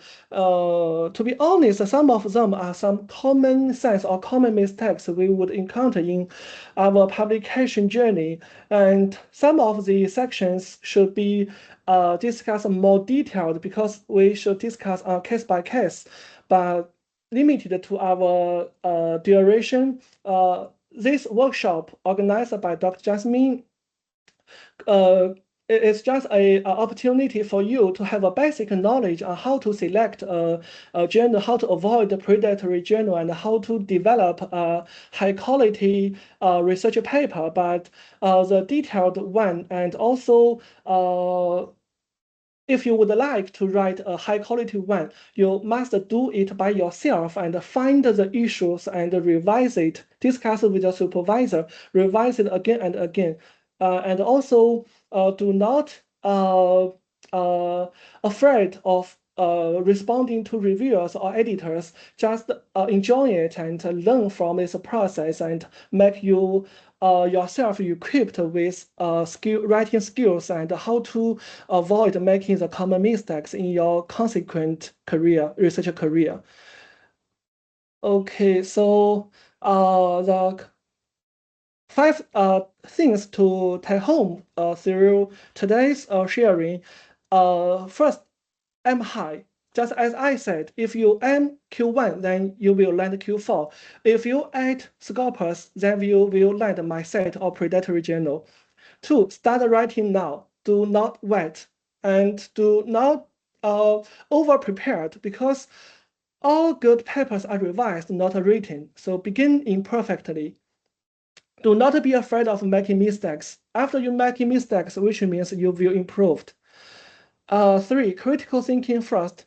Your problem statement carries the whole paper, along with your abstract, your introduction, literature review, your methodology, your discussion. All of these core elements you must discuss within one core question, and it is a real problem observed from realistic or from theoretical tension. Do not extend too much beyond your core question. 4, stay close to supervisors. Drafts before submission every time. As PhD students, the most I think, no matter our PhD thesis, but also the journal papers, the first one you need to seek for help is your supervisors. And once you write down a draft, don't be afraid, don't be shy. Just send to them to request the first feedback. The first feedback is from your supervisor, and then if you think it is fine, it is prepared to submit to a journal, then just select a suitable journal to get feedbacks from external reviewers or from editors, and then get feedback and revise it. The final one, verify before submitting. Even if it is a Web of Science index journal, so you also need to check it once again to avoid publish in predatory journals. And it is better to publish in as much higher as the reputation is. For example, for Q1 journal, there are many options, but you should choose the most reputation one to as your first target journal. Even if it got rejected, it's okay. Many people is produced to get rejection. So just revise it, improve it, and you will grow up. Okay, so stop preparing. If you are now in year 3, year 2, or year 4, just start writing today. You will improve in the writing, you will improve in the rejection, and you will improve in the revision, but you will not improve while waiting to feel ready. So every successful researcher I know has gone through this process, every single one. There is no version of becoming a published academic that does not include writing badly first, getting rejected, and revising. None. So the only question is whether you start the cycle this week or today or after our workshop or 3 years from now. So I would much rather you submit something imperfect this semester to your supervisors and try to get some feedback and submit something perfect in your final year. And also, once again, thank you for Dr. Jasmine to organize this workshop to discuss with you. If you still have some questions or concerns, you can type in your chat box or just turn on your mic. Okay, Dr. Jasmine, for your side. Okay, anyone of you have any questions? All right, and now from the chat there, right, I saw Bai actually share the two site, all right, two URL actually, okay, two URL for the site, okay, to check on the predictory journal, okay. Now I just want to share that, right, okay, we are actually bound by University of Wollongong, Australia, rules, okay. So the suggestion, right? The suggestion, if you go to UW Australia Library website, right? Okay, one of the guidelines they actually use is to compare, check, or verify through the Cabell list, okay? But Cabell list, right? Most of the I'm not saying that most, okay. Basically, right? Unless you are using, you are having UW Australia email address, you can access to the library, then you will be able to check. So that's why this is the reason why we want all the PhD students to verify with PGRC whether the journal is actually listed as a predictory journal or not. Okay. So take for example, right, the PhD student will come to me, give me the journal name, right? Then this is how I actually verify. So a number of occasions, the student give me the journal, right? Actually, I verify against this, right? So the moment that journal is listed as a predictory journal, then we have to tell the student they don't meet the graduation requirement. So this is actually the Cabell list is the indicator, one of the indicator used by UW Australia to identify whether the journal is actually a predictory journal or not. All right. So this is some of the information I would like to share. Okay. All right. Any question? Any question? I know it's almost 1. Okay. So if there is no more question, sorry? Dr. Jasmine. Yes. Gita here. No question, but can I just say something very quickly? Yes. Yes. I just wanted to congratulate Dr. Jai Ping. Okay. And Thank you. I think he really did a very great comprehensive job. I really hope all the students, postgraduate students, listen to him clearly and become a scholar like him. He's really done a very comprehensive job. Congrats again, Jai Ping. Thank you, Gita. Thank you so much for your valuable comments on my PhD thesis. Yeah, Thank you for being but here. this is really good. This is very, very comprehensive. Okay. Okay. Thank you very much. Thanks, Dr. Jasmine, for organizing this for our students and staff. Thank you. Okay, Thanks thank you. from Gita. All right. Okay. So I take it there's no more question from the floor. Okay. So thank you very much, everyone. Okay. Thank you so much to Dr. Tai Jiapeng. So, okay, I believe that all the participants, you actually gain some insight on your publication journey. Okay. So thank you everyone for your time. Okay. I hope this session will actually provide some useful directions for your postgraduate journey and also your future publication efforts. Okay. So on behalf of PGRC and UOW Malaysia Postgraduate Student Club, I wish every one of you continued success. All right. Okay. Okay, all the thank you for best. being here. Thank you, everyone. Hope to see your names in print very soon. Okay. Okay. Bye-bye. Okay, bye-bye.